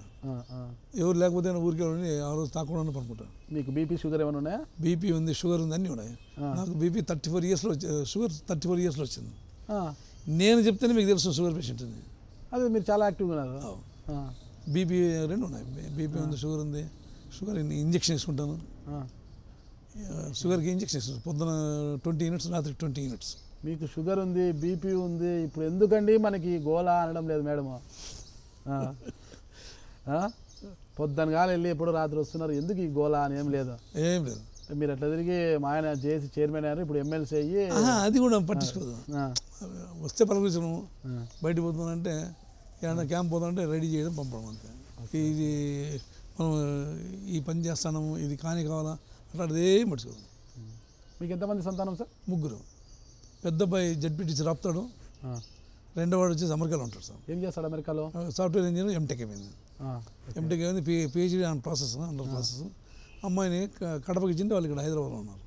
రియల్ ఎస్టేట్ సార్ కాదు, ప్రెసిడెంట్ అంటే అసలు ఎవరు ఈయనంతగా కోట్ల రూపాయలు కట్న కానుకలు ఇచ్చి చాలా అంగరంగ వైభవంగా కట్న పెళ్లి చేశారు గోపాల్ రెడ్డి గారు అంటారు. ఇప్పుడు ఊరికి చెప్పుకోవడానికి మనకు వస్తుంది. ఆ. ఇప్పుడు కట్నం లేకుండా పెళ్లి చేసుకునే ప్రసక్తి లేదు. మా అల్లుడు కూడా మాకు మీరు దూరం. కట్నం తీసుకున్నారా? 78 ఆయన కూడా ఇస్తారు కట్నం. అప్పుడు కూడా కట్నం ఉంది లేదు. లేదంటారా? బంగారు పెట్టి పెళ్లి చేసేవాళ్ళే. బంగారు లేదు కట్నం లేదు. దట్టు మావాలే కదా, అంత దగ్గర ఆడాడే ఉండేవాళ్ళు. కాబట్టి కట్న కానుకలు ఆ కాలానికి లేవులేండి. ఇప్పుడు మా అన్నోళ్ళు కూడా ఎవరు నాకు తెలిసి ఏం తీసుకునే లేదు. బంగారం ఒక్కొక్కరికి 25 తులాలు 30 తులాలు బంగారం పెట్టింటారు. ఇప్పుడు జీవితంలో మీకు గుర్తుండిపోయే అంశం ఏమి సార్? జీవితంలో మీకు గుర్తుండిపోయే అంశం ఏముంది? నేను ఎన్జిఓ సంఘం అధ్యక్షుడుగాను, జేఏసీ చైర్మన్ ఏమో, నాకు ఆల్ ఇండియా అరుదైనటువంటి అవకాశం. ఆల్ ఇండియా ఎంత అన్యాయం సార్. మీ పెళ్లి రోజు కన్నా గుర్తుండిపోయే అంశం అది నిజంగా. అసలు భారతదేశంలో ఎన్ని రాష్ట్రాలు ఉన్నాయో అన్ని రాష్ట్రాల్లో వైస్ చైర్మన్ అంటే కలకత్తా హెడ్ క్వార్టర్స్ అది అనన్య సామాన్యం. అందరికీ రాదు సార్, అది అరుదైనటువంటి గౌరవం. కలకట్టాకి ఎందుకు వెళ్ళారు? అది హెడ్ క్వార్టర్స్ కలకట్టానే. All India state government employees federation vice chairman, అది అరుదైనటువంటి అవకాశాలు ఇవన్నీ. మీ కుమార్తెకు అప్పట్లోనే కోట్లాది రూపాయలు కట్న కానుకలు ఇచ్చేసి చాలా అంగరంగ వైభవంగా వివాహం జరిపించారు అనేది అంటున్నారు. ఏమీ లేదు. ఊరికి అన్ని పొజిషన్లోకి వచ్చినాక అన్ని అబద్ధాలు ఎక్కువ చెప్తాను. అటువంటిది ఏమీ లేదు. మామూలుగా ఆర్డినరీ పెళ్లి చేశాను. అనంతరం రామరెడ్డి గార్డెన్లో పెళ్లి చేశాను. తర్వాత వాళ్ళకి ఇప్పుడు 2 పిల్లలు. వాళ్ళు బాగానే ఉన్నారు. కోడూరు అయితే వాళ్ళు ఇక్కడ కోడూరు అయితే ఇక్కడే గాల్వనైజేషన్ ఫ్యాక్టరీ ఒకటి ఉంది, ఫ్యాబ్రికేషన్ ఫ్యాక్టరీ ఒకటి ఉంది. అది బిజినెస్ బాగుంది. వర్కర్స్ కూడా చాలామంది ఉన్నారు. ఇంకా చివరిగా తీసుకుంటే మీ జీవితంలో మీకు అత్యంత గుర్తుండిపోయే అంశం ఏది, బాధించే అంశం ఏది? బాధించే అంశం అంటే మా అమ్మ చనిపోయినప్పుడు నేను చాలా బాధపడ్డాను. దట్టు నేను విశాఖపట్నంలో ఉండగా, విశాఖపట్నం ఏపీ ఎన్జిఓ సెలక్షన్ ఆఫీసర్కి వెళ్ళినప్పుడు భయంకరమైన వర్షాలు పట్టుకున్నా, ఎక్కడ ఫ్లైట్ లేదు, కారు లేదు, రోడ్లను తీపినాయి. మా అమ్మ క్రీమేషన్ రాలేకపోయినాను. ఇవన్నీ తగ్గలిగి 3 రోజులు పట్టింది. ఫ్లైట్ కూడా లేవు, ఏరోడ్రోమ్ అంతా మునిగిపోయింది. 3 రోజులు క్రీమేషన్ అయినాక 3 రోజులకు వచ్చాను. అది నాకు చాలా బాధించే విషయం. నామినేషన్ గడువు ఖరారు చేసుకున్నారా? లేదు, నాకు ఊరికి పోయి తిరిగి నచ్చడం చూసుకోవాలి కదా. చివరిగా మీరు రాయలసీమ పశ్చిమ నియోజకవర్గ ఓటర్లకు మీరిచ్చే పిలుపు ఏమిటి? మొత్తం ఓటర్లందరికీ రిక్వెస్ట్ చేసేది ఏమంటే, నా పనితనము, నేను చేసిన సేవలు గుర్తించి నాకు ఓటు వేయించి గెలిపించి మండలికి పంపిస్తే మొత్తం నియోజకవర్గంలో ఉన్నటువంటి గ్రాడ్యుయేట్లందరికీ కూడా మరి మీ సమస్యలు నా సమస్యలు తీసుకుని అందరికీ కూడా న్యాయం చేస్తానని చెప్పేసి, ఉద్యోగ ఉపాధ్యాయ కార్మికులు పెన్షనర్స్కి ఏ విధంగా సర్వీస్ చేశానో మళ్ళీ కూడా అదే పంత కొనసాగిస్తాను. ఇప్పటివరకు చూశారు కదండి, శాసనమండలి పట్టభద్రుల నియోజకవర్గానికి వైసీపీ అభ్యర్థిగా బరిలో నిలిచిన వెన్నపూస గోపాల్ రెడ్డి గారి మనోగతం. అయితే తాను ఎమ్మెల్సీగా గెలుపొందితే నిరుద్యోగులకు ఉద్యోగ అవకాశాలు కల్పిస్తాను, అలాగని పరిశ్రమలు స్థాపిస్తానని చెప్పడం లేదు. పరిశ్రమలు స్థాపించడం తన వల్ల కాదు, ఎవరి వల్ల కాదని, మరోవైపు రైతాంగాన్ని ఆదుకోవడానికి తనదైన శైలిలో ఉద్యమం చేయడానికి కూడా వెనకాడబోనని చెబుతున్నారు. అయితే తాను జేఏసీ చైర్మన్గా ఉన్న సమయంలో ఉద్యోగస్తులకు చేసిన సేవలను గుర్తు పెట్టుకొని తనను ప్రతి ఒక్కరూ ఆదరిస్తారని ఆయన ఆశాభావం వ్యక్తం చేస్తున్నారు. అయితే ఉద్యోగస్తులు, ఇటు పట్టభద్రులు అందరూ కూడా వెన్నపూస గోపాల్ రెడ్డిని ఆదరిస్తారా లేదా అన్నది మనము మార్చి 15 వరకు వేచి చూడాల్సిందే. ఓకే గోపాల్ రెడ్డి గారు, నమస్తే. నమస్తే. నేను వెన్నపూస గోపాల్ రెడ్డి. నేను ఆంధ్రప్రదేశ్ రాష్ట్ర ఎన్జిఓ సంఘానికి అధ్యక్షుడును, అదేవిధంగా జేఏసీ చైర్మన్గాను, ఉద్యోగ ఉపాధ్యాయ కార్మికులందరికీ కూడా బ్రహ్మాండమైన సర్వీస్ చేసి వాళ్ళకు రావాల్సినటువంటి అన్ని డిమాండ్స్ కూడా పరిష్కరించాను. మరి నేను వెస్ట్ రాయలసీమ గ్రాడ్యుయేట్ కాన్స్టిట్యున్సీ నుంచి ఎమ్మెల్సీ అభ్యర్థిగా వైఎస్ఆర్ కాంగ్రెస్ పార్టీ పక్షాన పోటీ చేస్తున్నాను. మరి నాకు ఓటు వేయించి గెలిపించి మండలి పంపిస్తానని ఆశిస్తూ, మరి మన నాగరాజు గారు ఇంటర్వ్యూ చేసినందుకు ఆయనకు కృతజ్ఞతలు తెలియజేసుకుంటూ, మరి ముఖ్యంగా ఈ ఐటమ్ డ్రీమ్స్లో వస్తుంది, అందరూ కూడా చూసి ఆనందించాల్సిందిగా రిక్వెస్ట్ చేస్తున్నాను.